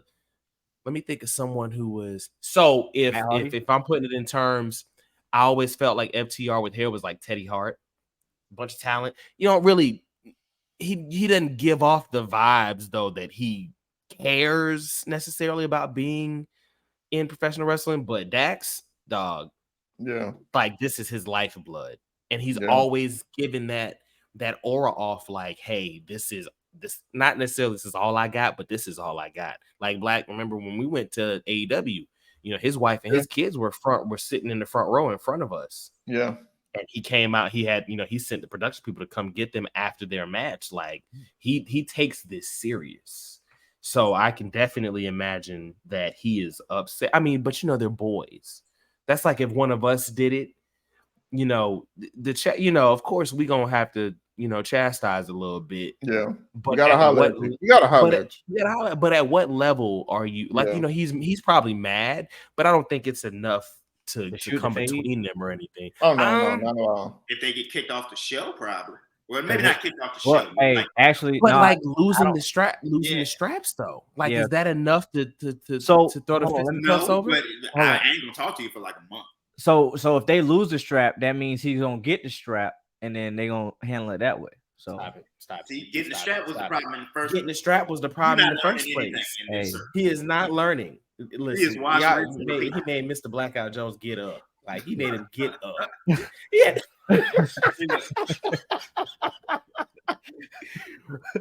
Listen, but FTR with hair got to do better.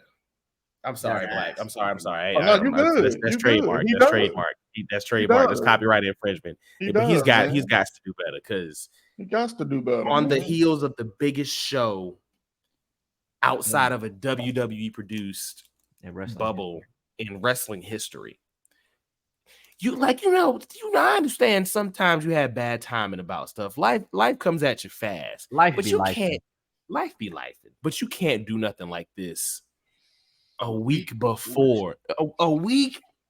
If you would have done this last month, we wouldn't even be talking about it today. It would have been last month. We would have talked about it, and that would have been it. We're going to be talking about this during this week, during next week, and after All In. Because the what happens with the belts is going to dictate it. Because if they keep the belts, then All Out's coming up. I mean, we forget that you stripped the Young Bucks of their 6-man belts of a brawl that took place. Listen, why you say like, sir? Where's the consistency? Yeah, we'll see. We gonna see. But I mean, would them losing the belts hold the same weight punishment wise as stripping them? Like I feel like stripping them. Unfortunately for Dax, it is what it is. But when you're a tag team, accountability this is across what the board. happens. I mean, you can always get them back. You can always get them back. The Usos then had the belts. How many times? Jeff Hardy has been a world champion. How many organizations? Right. Jeff Hardy won the belt back after the Sting and Victory Road fiasco. I would say this as far as for All In, them boys really showed up, showed out. Hey, per WrestleTix, they said that they distributed 80,846 tickets, which officially surpassed WrestleMania 32's record of 80,709 as the highest paid wrestling event of all time. For now, until WrestleMania 40. Yeah, because that segues into the point of what you was making. You said off of a technicality, but now we got something. One record gets broken, and congratulate. If you're a wrestling fan, you're happy for the success of what AEW is doing right now. But like we stated earlier, great idea, terrible execution. Great concept, terrible execution. The concept was phenomenal. Let's make it as big as possible. Let's do it at Wembley. Let's go over there and give the starving fan base a show that they can remember. Yeah, they starving all right. And then you end up with Jericho versus Ospreay on the card. Which I think they're treating it just like Forbidden Door. Forbidden Door never really had no storyline leading up to whatever matches they put in there. We were just happy that it's New Japan and it's at AEW. this point they're the wrestling pay-per-view. There's dream matches everywhere. Like I said last night, I felt like the Young Bucks dropped the ball. We could have had FTR against the Elite. That would have been your main event. You would have had Adam Cole, MJF before them for the World Heavyweight Championship. Story was already built. Sting versus Chris Jericho, first time ever. Yeah, you could have gave me Orange Cassidy and Zack Sabre Jr. For the why is Orange Cassidy not defending the belt that people are like the wrestling universe is hailing as the best championship run in the world right now?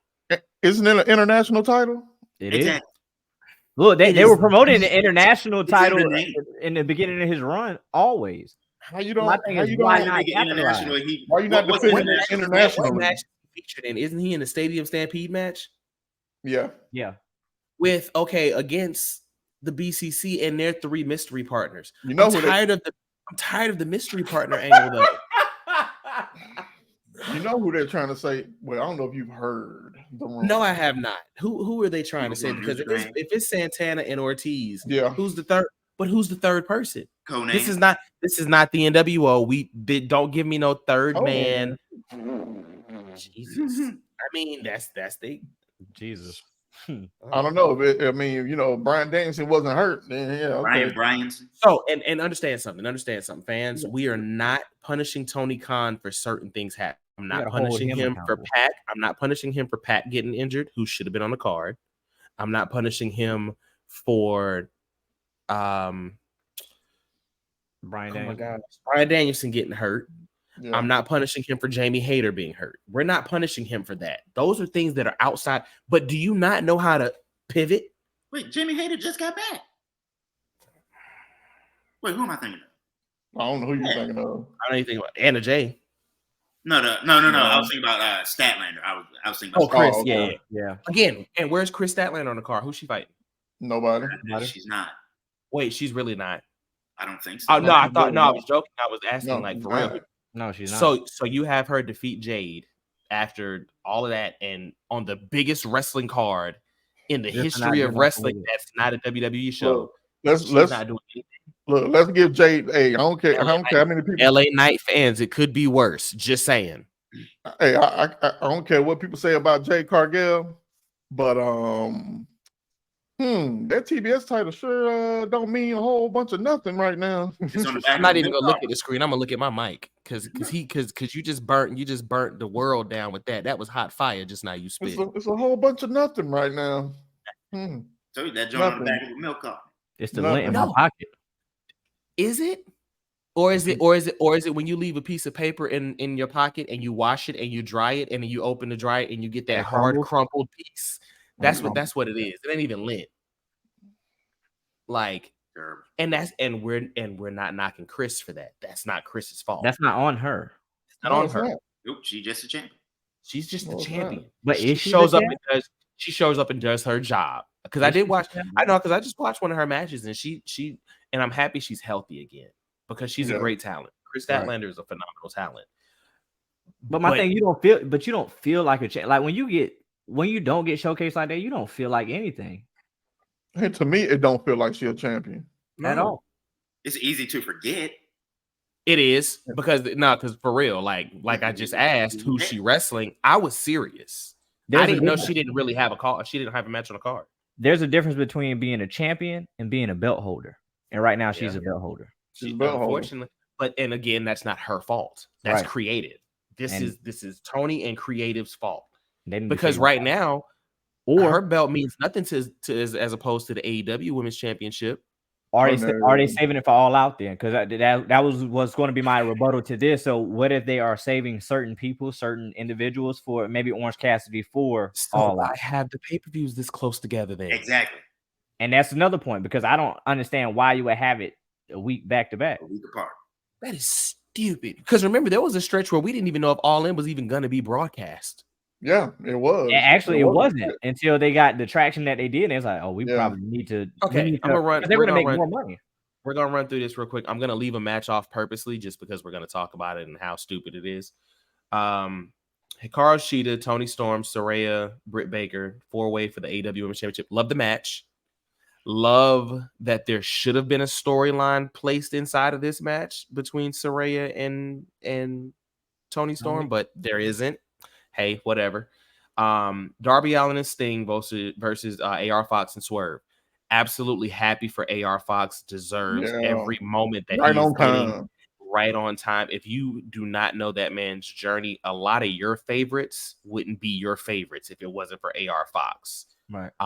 Has paid every cent of dues that are owed in this business. And I'm happy for him getting a showcase. Swerve absolutely deserves this showcase. I'm thankful that we're getting a turned up Super Saiyan version of MLW Swerve because his character is just phenomenal. But against Sting and Darby Allin, Like, why is that where they are on this card? Why would they? I'm gonna come back to that. Yeah. Golden Elite versus Bullet Club Gold and Take a Shitter. I'm sorry, cool Takeshita. I'm sorry.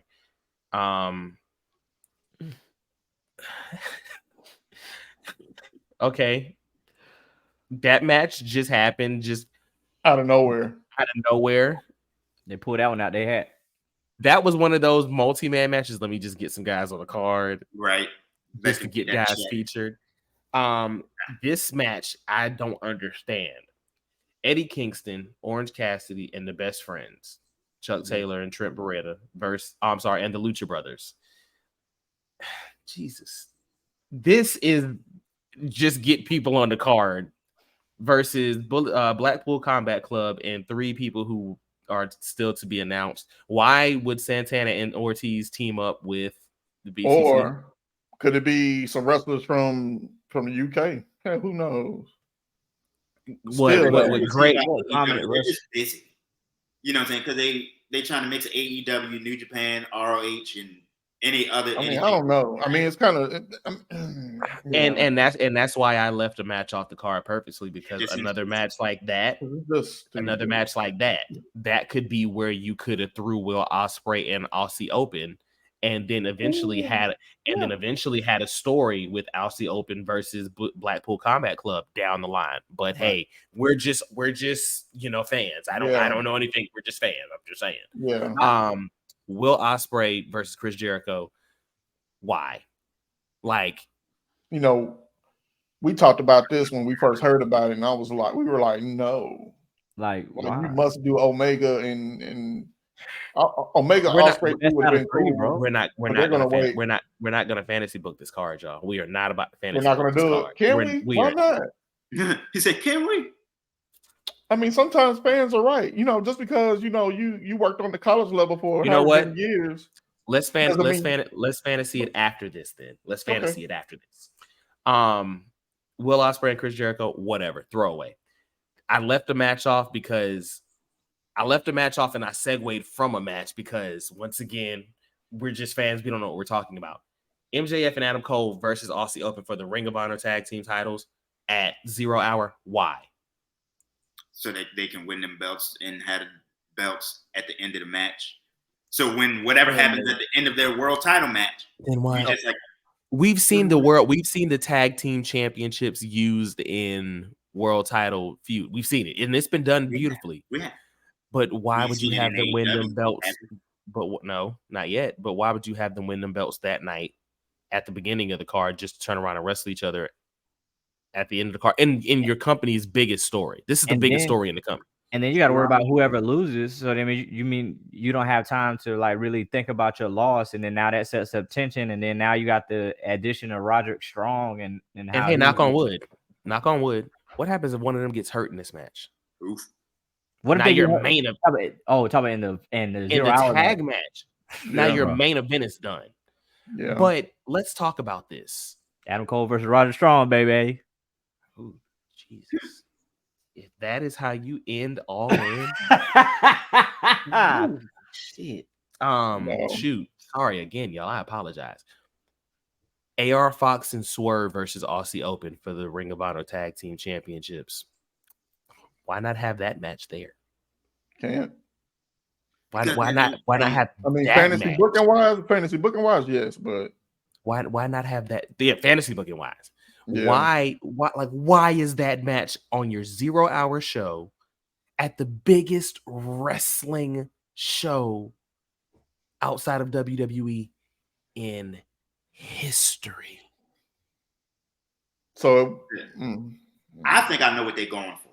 Okay, Mr. 211. I think I know what they're going for with, and this ain't fantasy booking, because what I was trying to say was jumble, but I got myself together. So MJF and Adam Cole, I believe they're going to win them tag team belts. Fast forward to the end of the night, Adam Cole's going to win that world championship. Ooh. It's going to turn into a situation where a couple breaks up, but they still have to live together. Say what? See what I'm saying? Wait, time out though. Wait a minute. Okay, that's your pick. That's your, Nah. you going prize Cole? pick? We going Bebe? We going Bebe to end the run? Just for the story. Watch it happen just like I said. Okay, How much you want to bet? Fine with I'll put 5 on it. You put 500? No. Jesus. No.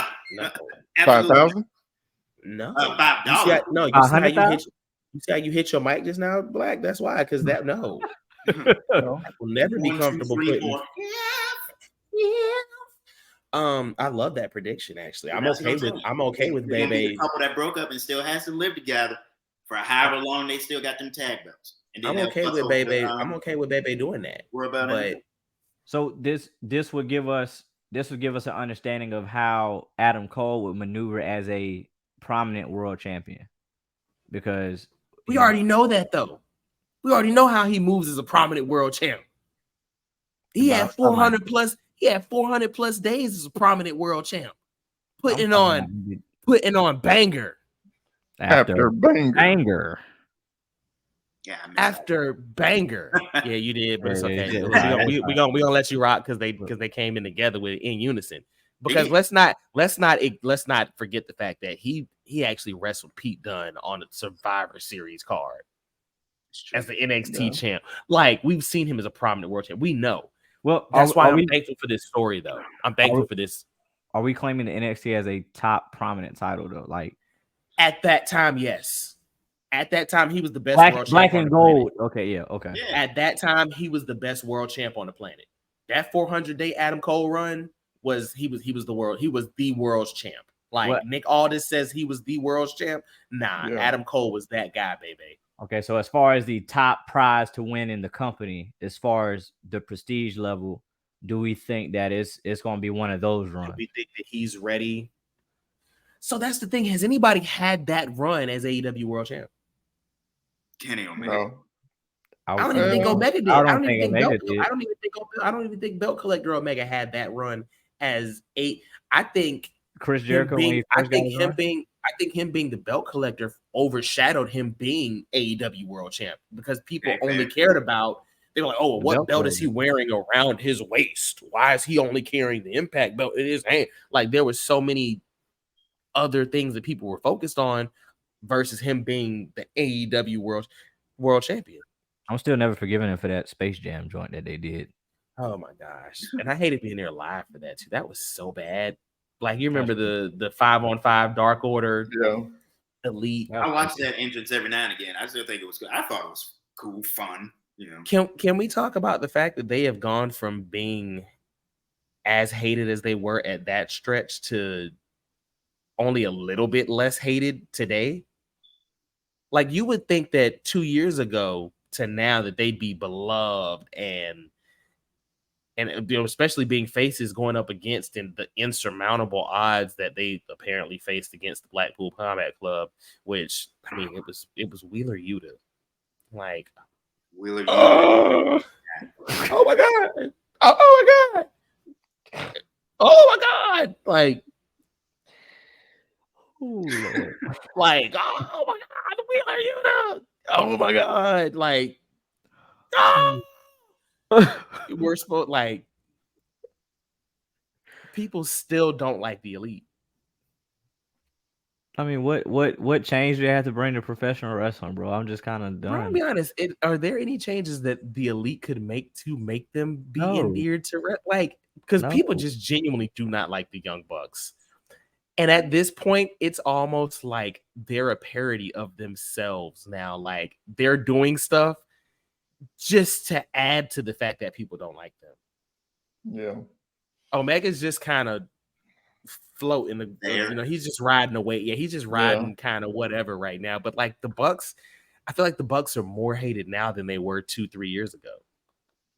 I mean, I think that highlights the CM Punk joint, because I think because some people look at it like, yo, that was some, you know. Speaking of CM Punk, why is he not on the biggest wrestling card outside of WWE history? He will be. No, I'm saying he ain't on it yet. They're gonna add him. They're gonna add Punk and Joe to it. They're adding Punk and Joe to it. I think they will. I thought but why? But why? No, it's not on the card. It's not on the official card. But why? But let me ask you a question though. Why? He's already the real world champ. So you mean to tell me that the best thing that you can do is have him go? So and let me make sure I'm explaining this right. The best thing you can have your real world champ do is go after a secondary promotion's secondary title. What do you mean? The ROH, whatever. The Ring of Honor television. No, Samoa Joe wants his title.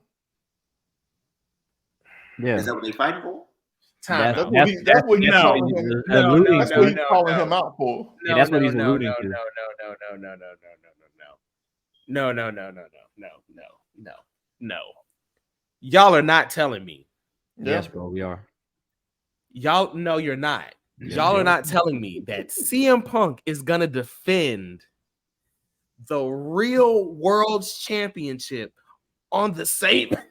They sure are. Really, that didn't choke him to death. Let some air get in there. Wait.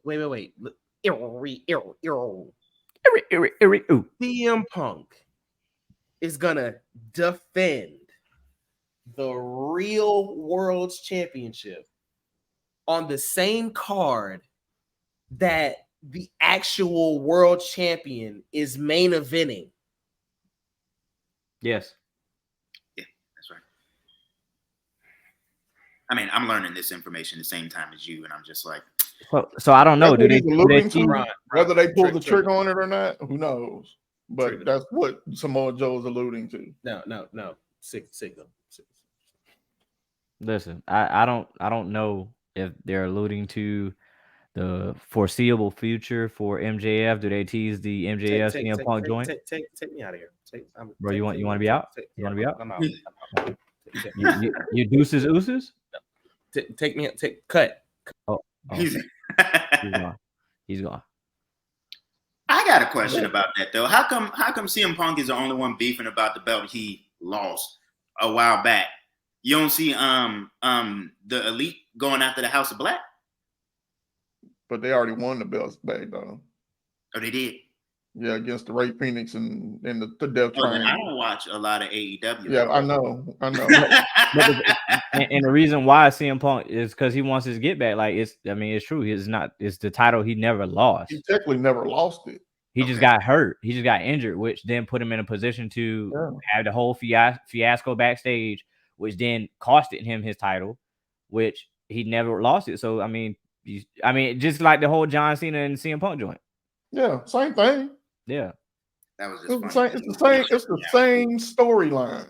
Yeah, nothing different. But only this time around, it's like there was some real life joint going on. But what if they separate those two belts and just be like, hey, you're gonna be on Collision with that one, you're gonna be on Dynamite with this one? Yeah, pretty much until somehow it intertwines. So. Yeah, but I'm saying, what if they never do? It's going to intertwine. MJF don't have to be the champion for it to intertwine. So the main thing I would say is that if you're going to do brand exclusive titles, then I'm sorry that it dropped my blood sugar, so I had to go get some nabs and a ginger ale. Some snacks. I'm doing good too. But I think CM Punk, if you're going to make him a secondary champion, if they're going to do anything to where you have two belts, you got to give Punk his own custom belt. If you're going to do the X title, the real championship belt, do something different that is not looking like the black strap AEW championship versus the big Burberry belt. Yeah. FTW that thing. At one point, Taz was like, I'm the real world champion, but I'm going to come out with my own custom belt. And he came out with it. And now, you got Beethoven carrying it around, Now you talk about he going to kill it. But I'm saying he's going to retire next week. That's not happening, but okay. I don't even talk no more. Where does Jack Perry go? Like, where is he going to go with the belt? Is he going to throw it in the river or something? Mm-hmm. He said he's going to retire. Oh, so he's going to pull the edge. He's going to pull the 25 years. Hook probably come back out next week. Hook will show back up next week, probably. Hook, where is Hook, bro? Or Taz. Hook at home hooking. Taz may have something to say about that. He may have to come from behind that. Taz did have something to say. Taz had. He might have to come from behind that announcer's table. Now I'm saying he gonna choke him out. Hear what I say? Why is Ricky Starks not on the biggest? Because he's suspended wrestling card. But that's stupid. That is like literally stupid, bro. Like Rick, don't shoot the messenger. Well, we got some things, man. We hope and wish and don't. Some things we don't understand, but then there's some things that going on behind the scenes that make us don't understand why that we just don't know. Exactly. Why is Ricky Starks not on this card? Are you just saving him for All Out? Maybe Ricky don't want to go to the UK. Who knows? Or does Ricky interfere in the Samoa Joe and CM Punk match? And that's what I really think is going to happen. He's going to be there. No, Ricky having passport issues, so we're gonna suspend you. Oh, is that what it was? No, I don't know. I'm just saying. Because what the other boy name is, Wardlow having passport issues. Wardlow's having creative issues. That's what Wardlow just having issues. Wardlow needs Wardlow. It's time for Wardlow to go to Impact. Hey, I think. Look, the reason why Wardlow dropped that chip is because they said, "Hey, man, you in the Bay Area, leaving doors unlocked. Your car got busted up. Like, you know better than that." Wardlow may have to go. Hey, Wardlow may have to go to LA Dojo. No, he's at LA Dojo. No, they got to go to law. Got to go to law.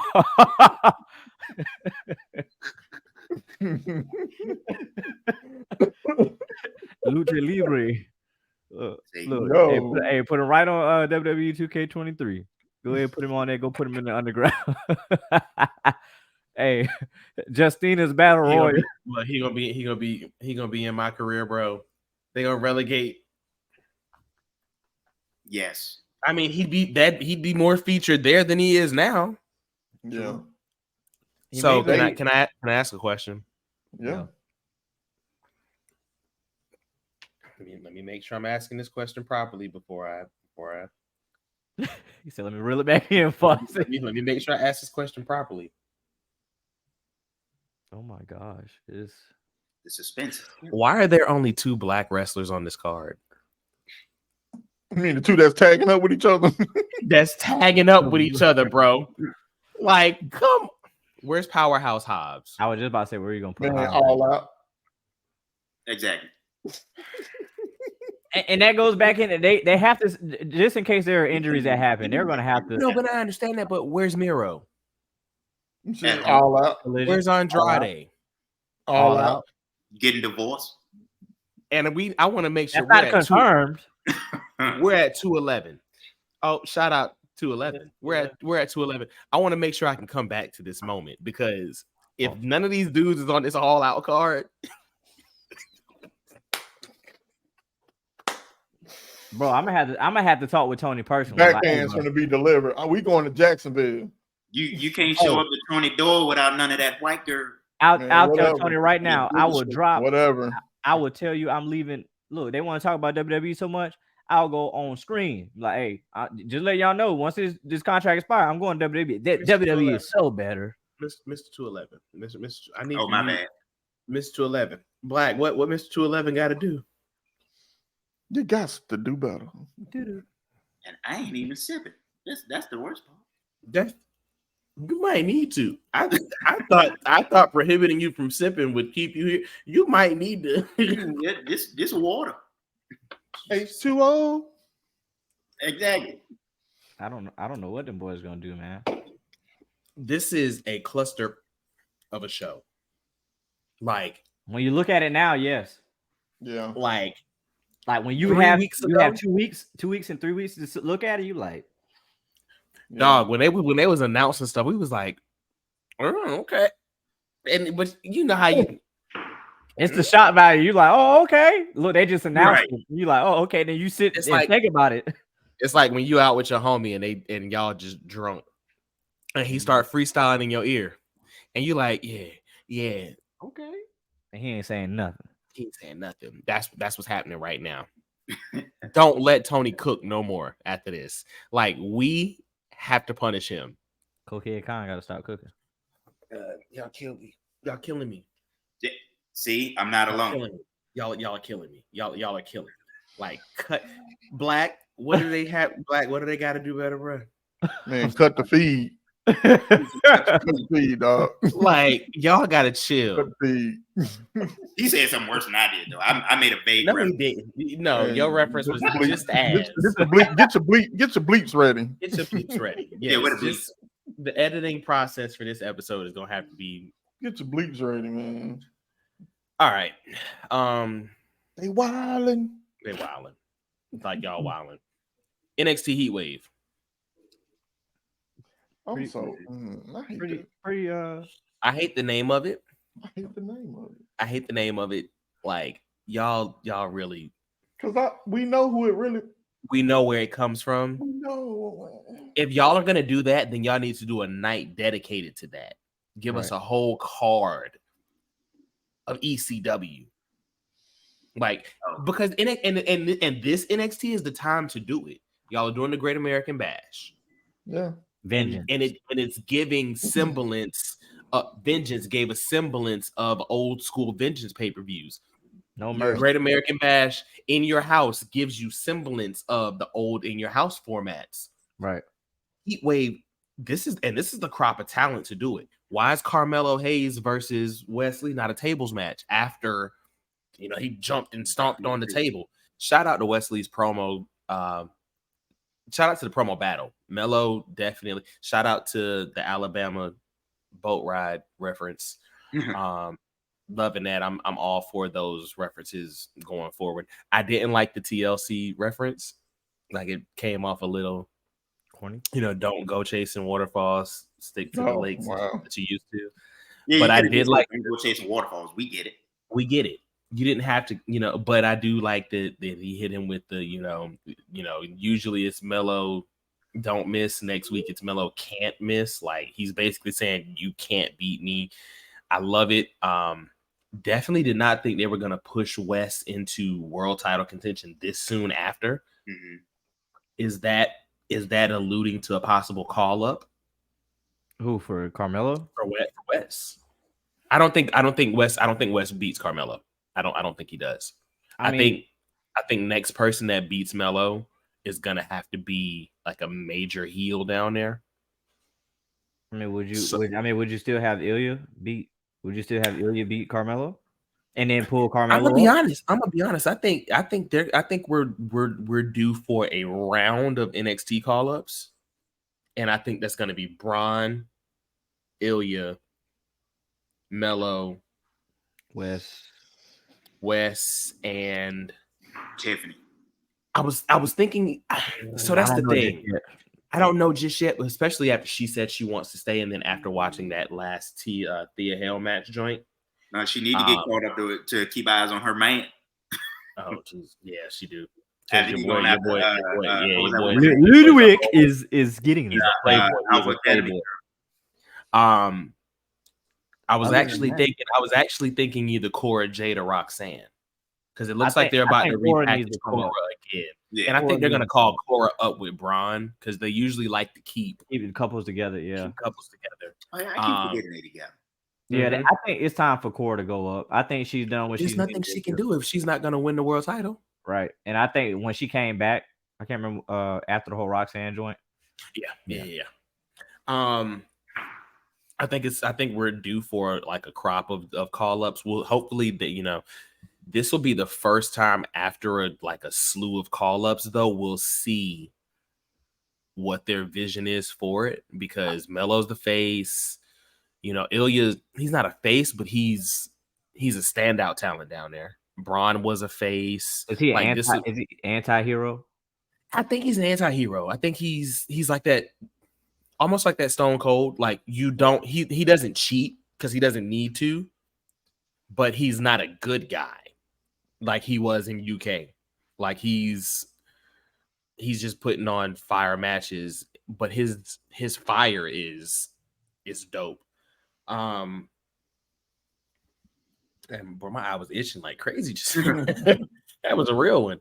I think Heat Wave has the chance to be great. I love what they're doing with Stacks and Tony D. And Tony. I pause. I love that the Creeds are still. Boy, I sound the country. I love that the Creeds still being down there showcased. I mean, I'm ready for them to get called up and go win the tag titles tomorrow. I thought they were going to get called up after they lost that match. Exactly. I thought so too. Yeah. I like the schism stuff. Mr. 211 doesn't. Yeah, Mr. 211 is not feeling schism. Nah. I mean, they're good at what they do. It just ain't appealing to me. So are they still leaving in October? I don't know because they're being featured prominently. That was their biggest issue was they weren't being featured. They're winning matches. They're losing too, but they're not being featured. Could be a little too late though. Hey, it could be a case of, hey, well, but you know what though? This also could be a case of, hey, let's get everything we can out of them before they leave. And let's end on a good note, friends. Yeah, and maybe they'll come back. They would have been a great addition to this Wembley show. Dom and Dragon Lee. I said Dom. Yeah, well, Dom and Dragon Lee and what's her name? Lyra Valkyria and Rhea. That has potential to be a good match. Yes. Still love that Dom is getting reps down in NXT, kind of where he belongs. I'm not saying that. So I don't want to say it like that. I don't want to say it's great that he's getting developmental. He should have got. Yeah, the developmental reps. It's great that he's getting those. I'm trying to think of. Is there any other match on that card? I think there's women's world belt match. Let me go look. Let me pull up the Heat Wave card. Heat Wave card as follows is. Okay. Oh no. Uh-oh. They just announced this match today. What? Ivy Nile. Cool. Versus Ava Rain. For what?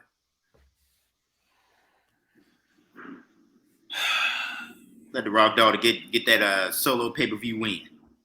Not pay-per-view. No. Oh, what is it going to do for her? Oh, yeah, I'm sorry. Trick and Ilya. That's a match.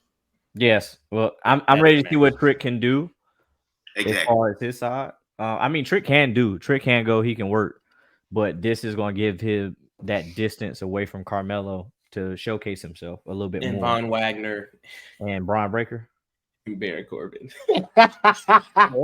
Triple threat.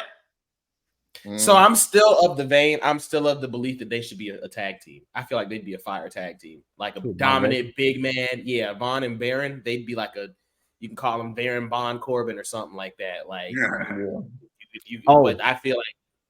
And then I think after that they're going to set up Ali, and I'm glad he's getting his new persona, like the little political joint that he's been trying to do for a while, even on the main roster. I like how they set that up. Yeah, I like that. So, and Nathan Frazier and Noam Dar. I don't care for the Heritage Cup format. Yeah, it's moving like a title. I'm like, it's like a one. To me, it should have been like a one and done, like an Andre the Giant Battle Royal Cup, whatever. Well, but even if you're gonna make it that match, I hate the match style, the rounds and the corner break. It just don't. It don't. But I do like the metaphor. I think the metaphor definitely is something good they have going down there. Well, yeah. So if they do call ups, if we get Wes, Carmelo, Ilya, and Corrigan, that leaves Tyler Bate to get some momentum. Ali, Dragon Lee, possibly Dragon Lee, Dom. That gives Dom a bigger showcase now. I mean, would y'all have Dom win the NXT title? No. There's not a good reason why I'm saying no. I'm just saying no. So I can see it if he doesn't take it off a prominent guy. Like, I can't see him taking it off of Carmelo. He's not taking it off. No. I mean, could Judgment Day jump Melo? Because they have had some interactions in the past. And now that Melo and Trick have branched away from each other, it's 4-on-1. They ain't beneath it. There's logic behind it. They're not beneath it. There's logic behind it. I just personally wouldn't want to see Dominic do Carmelo like that. If anything, I respect him losing to West and call him up and do your thing. And do your You thing. know, I'm because fine with that too. I think fine it's with the time for Wesley somebody. world title run. I'm It's time fine for with that. somebody to come up because you have even if Trick loses, if you keep Ilya down and you bring Trick and Carmelo up, you put them on SmackDown. I'm really surprised Braun was not a SummerSlam call up. I was shocked at that too. I was like, got more to do over there. well, I would say this because to me, you still have a oversaturation on the main roster anyway. You got people that's got called up and just sitting in catering right now, which granted that's going to happen until you get plans in place. But as far as a big name, how are you going to insert them? Grayson Waller hit the ground running. Running. He tended. He was injured, right? If I'm not mistaken. Yeah. He had he had his injuries, but they still had his gimmick going by hosting his show every week. So and then he's getting reps in. His first rep back was against freaking Edge. Yeah. So shout out, and we would be remiss to not. Matter of fact, this will be a good final segment because it seems almost poetic. 225. Yeah, 225. 25 years of the rated R.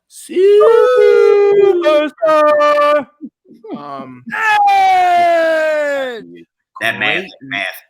Great match. That math, not math and T. No. Yeah, he took about 9 of them years off. Yeah. I mean, but even with him taking them years off, though, he was still featured on TV because remember he had the show with every year.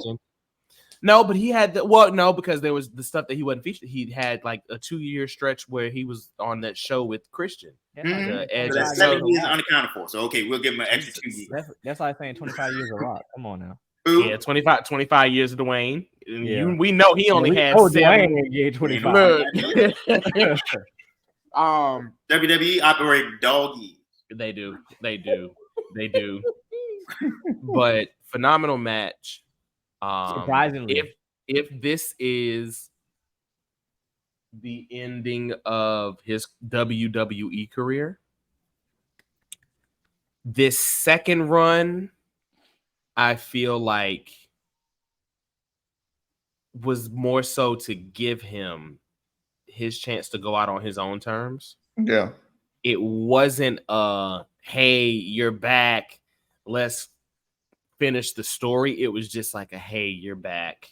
We're not going to put the world title on you. I'm glad they didn't. I am not one of those. I'm not a supporter of the just because world title runs or the nostalgic runs. Oh, just give him one more run because I'm not a fan of those. He retired as champ. And yeah, he did. He retired as champ. And I don't mean like he was champ and Batista where he got hurt and left. No, he retired as champ. You don't need another run. You don't need another run. What more can you ask for?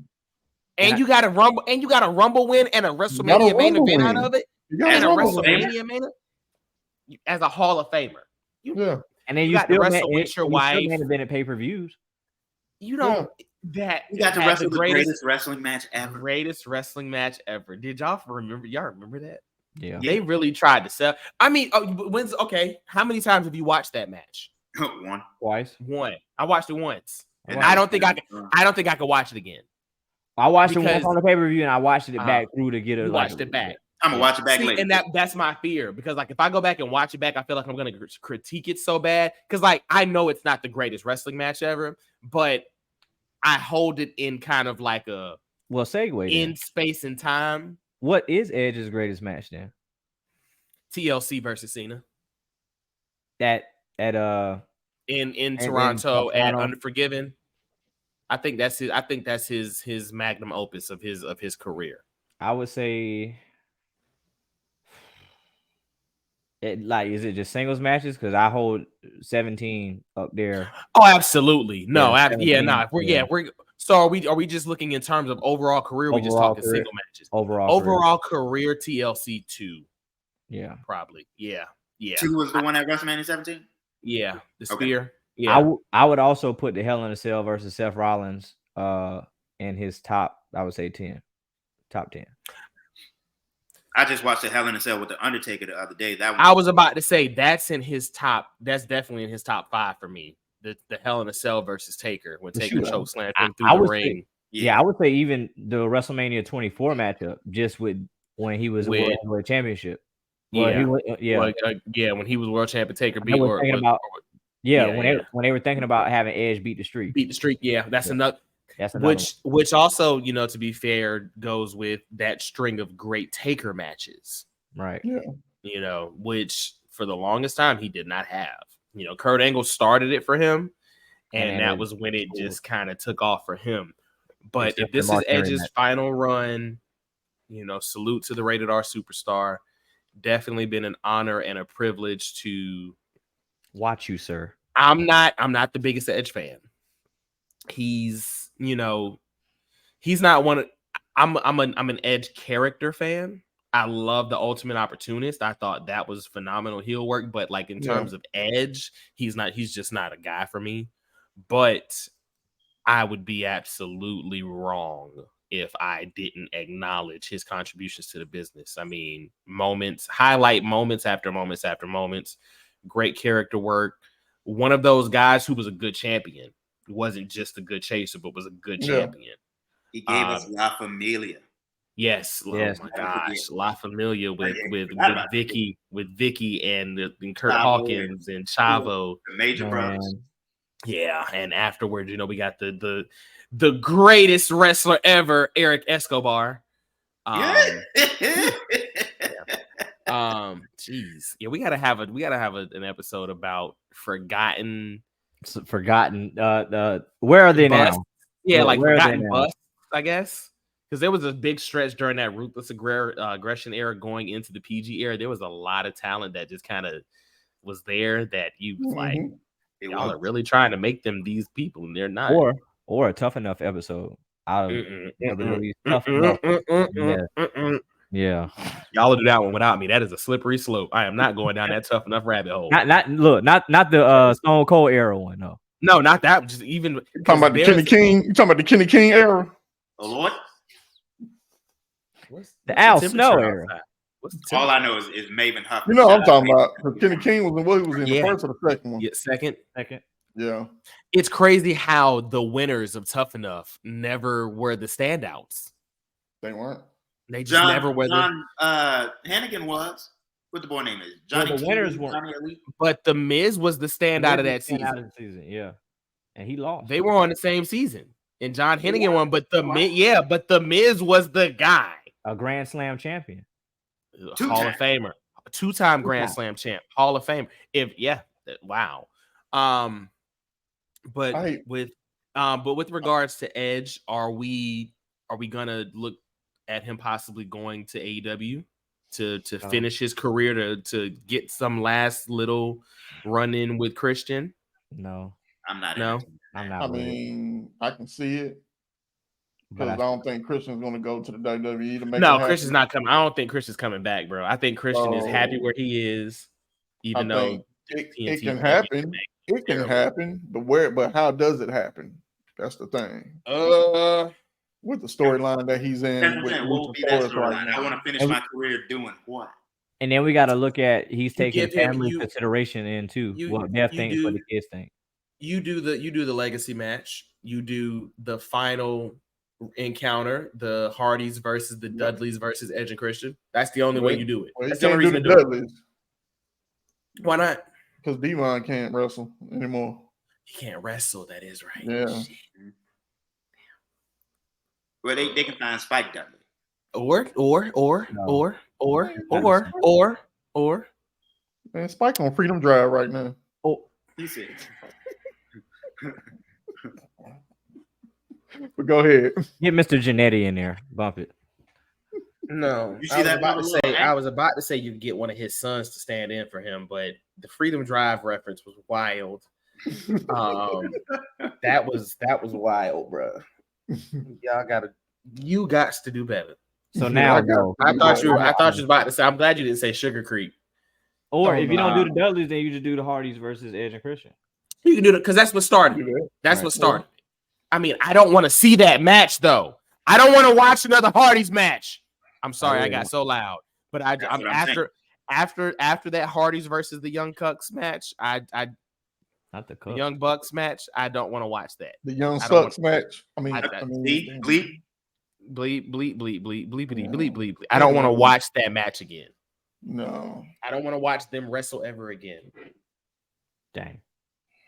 Yeah, But that respect, was, hey, respect to if it is his last go round. Hey, respect to him for all he's given to the business, his effort and drive to want to come back and then come back in a legendary way. I mean, yeah, you know, he probably got robbed of a couple matches because his injury that he had when he first came back. But other than that, hey man, he did things that a lot of other people wouldn't have been able to do, making a comeback, that second return, you know. And in I had to terms look of return, top 3 for sure. I think I had that as a top 3 all-time return.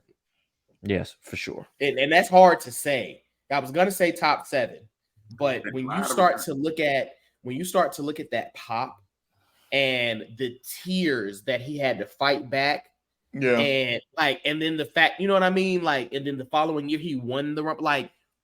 In terms of career returns, I think that is a top 3. Yeah, I give it that. Yeah, He earned it. He earned it. No, he earned it. He definitely earned that too. Like, I mean, to be able to come back from that, something that, you know, we kind of, it's almost like if you tore your ACL back in 1982, your career's done just about. You know what I mean? Right. That's how it used, for something that we at the time we knew Edge was never going to wrestle again.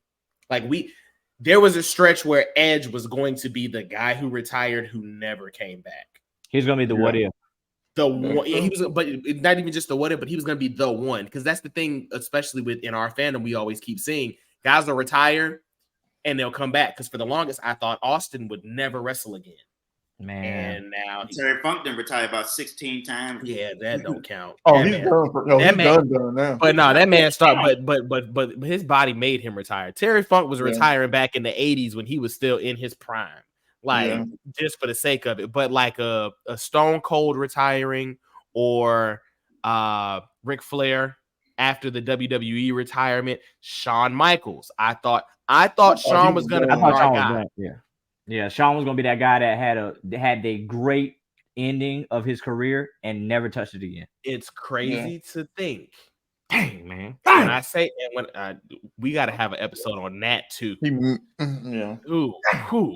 It's crazy to think. And when I say this, I want y'all to understand what I'm saying. That out of all the talents that have come through this business from womb to tomb, Dave Bautista is going to be the one talent that actually retired and stuck to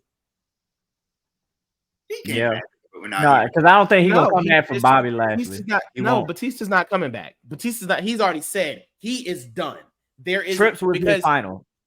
Trips was his final. You know what I mean? Like everybody, like Shawn, like Taker was Undertaker was Shawn Michaels' final. He came back and wrestled Taker again. Triple H can't wrestle again. Yep. Batista's not coming back for that match, and in the history of his career, there ain't nobody else. Nope. You know, Triple H is another one, but of course, it was a forced retirement. But in terms of I'm retiring, I'm walking away from the business with nothing left to give, Batista, out of Stone Cold, who is a historian and who loves the industry, out of Ric Flair, who almost died, out of Bret, out of all of these people that have retired, that were grown up and ingrained in the business, Batista is the one guy who's retiring and it's gonna stick. Not mad at. I'm not mad at. He's a movie star. But I also would segue into this. I was watching the thing the other day at work. It's just about the wrestling business, and even with Maven's video, is that a lot of what wrestling is, they don't prepare you for what's after.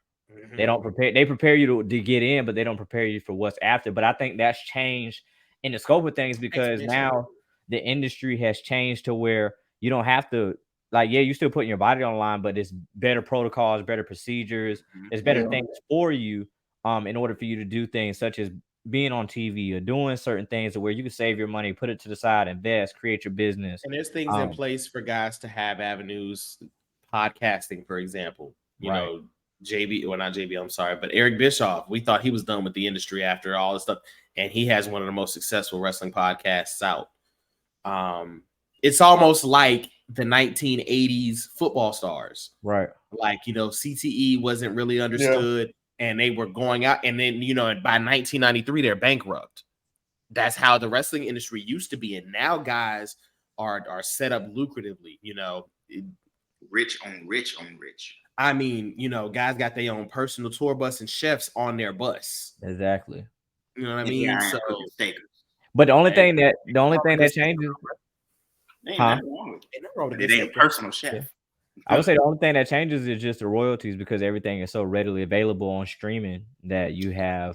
I think Maven said it. He's like, man, he used to make $5,000 in royalty checks, and now he gets like a payment of like $300.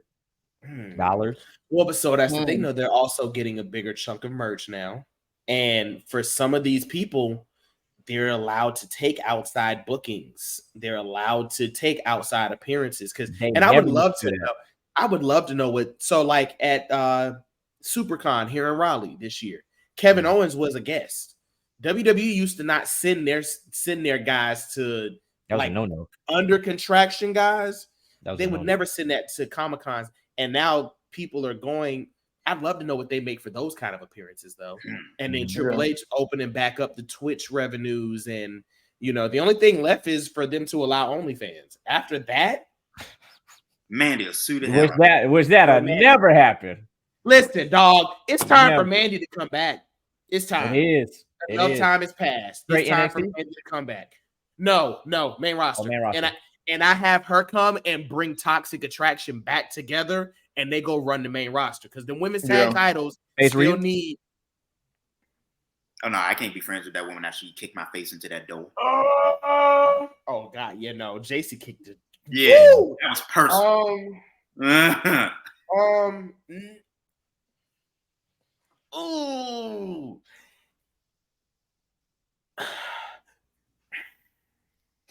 It out. Because I want to say yeah, or Charlotte, but Io, but I don't want her. I want Io to have a good long run.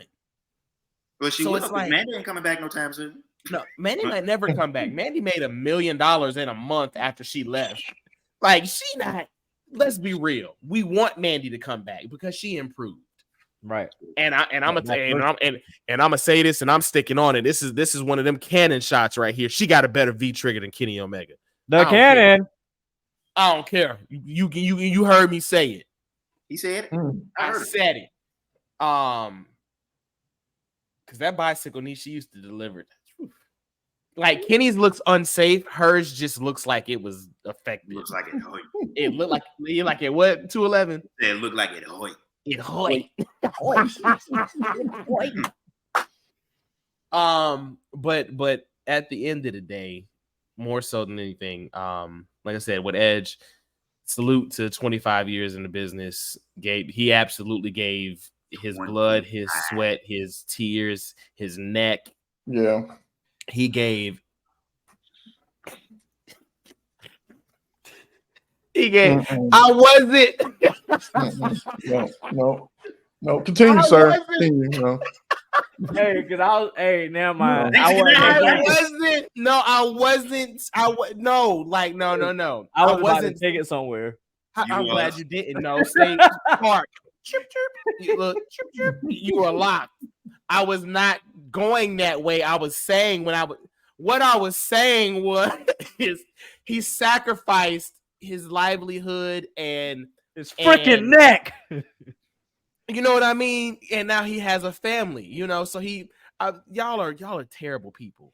It's just how you set up into it. It was how I said it. I said that. I'm sorry. You're so passionate. His neck, like, because he did. Like, Kurt Angle gave his neck, his knees. Like, Kurt gave everything. Kurt gave his body to wrestling, to us. Yeah. But Kurt gave his ex-wife to wrestling. Oh, Jesus. All right, y'all. So Look at Black. Nothing, Black. He didn't say nothing. Y'all gotta do better. But he did. Listen. I watch a screenplay called Rent, and one of the songs in there is called Light My Candle, and it's about a story of addiction. And I love that song. You love that song? Thank you. Right, Thank I know Rent. Yeah. Yeah. But I equate it to this. It is a very slippery slope with what these guys put their bodies through and put their lives through. There's a lot that goes on in their lives, but also behind the scenes. So not just their personal life, but their professional lives as well. So the fact that Edge made it 25 years, other than the Hardy thing, yeah, no real scandal, no steroid suspensions, none of that is a testament to how much he loved the business. Yeah. So, it was bad, but you know what I'm saying. That was bad. I'm sorry. Like no,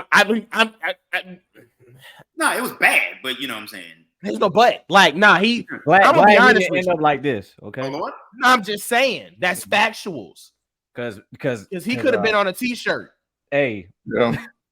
Because look, here you go. Because here you go. Because if he would have ran into FTR with hair, you know. Yeah. And on that note, I feel like FTR with hair should be the name of this episode. No. They don't deserve that title. Thank you.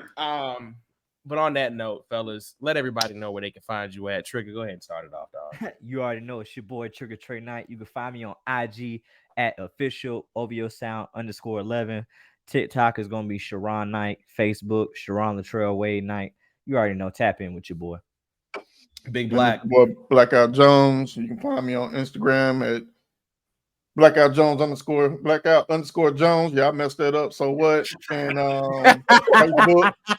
You know what I'm saying? I'm Blackout Jones there as well. So, no, I don't have no TikTok. I don't be talking and ticking, but you don't be talking and ticking. All right. I'm still around. I had to do that reverse Matt Hardy on you. Okay. Delete. Shout out to Isaiah Cassidy. I'm sorry, dog, but that moan is between that and Daniel Garcia. Man, that's the best things about AEW right now, aside from MJF and Adam Cole. Okay. Mr. 211, where can they find you at, family? You can find me on IG at Man of Steel _BTB, and that's it. Because y'all don't need to follow me no. Definitely not on Twitter. Do not follow his Twitter. If you find me on Twitter, you can find a prop. If you find him on Twitter, scroll past. Exactly. Please do. And y'all already know y'all can find your boy at Carlito Cannon on Twitter. At Carlito _XX. Y'all can follow me because I know likes are public, so I don't be on there misbehaving. I ain't trying to be out here like Richard Lawson. Exactly, or Devon, or Jim Ross. What's up with wrestling? We got to do better as a wrestling community with these likes. Don't worry about it. Find me on IG at Carlito _Cannon. It used to be purely _ignorant, but I had to embrace the persona. Don't worry about me on Facebook. Follow us on Wrestling's Real Fan Chop Shop, and you can also find us on TikTok and on Instagram at Beyond the Bell Podcast. It's your boys, the Carolina Wrestling Cartel, but especially for this episode, it's been the Iconics. The Iconics. We just do Iconics. Oh, thank you. Yeah. Yeah. And we'll catch y'all next week.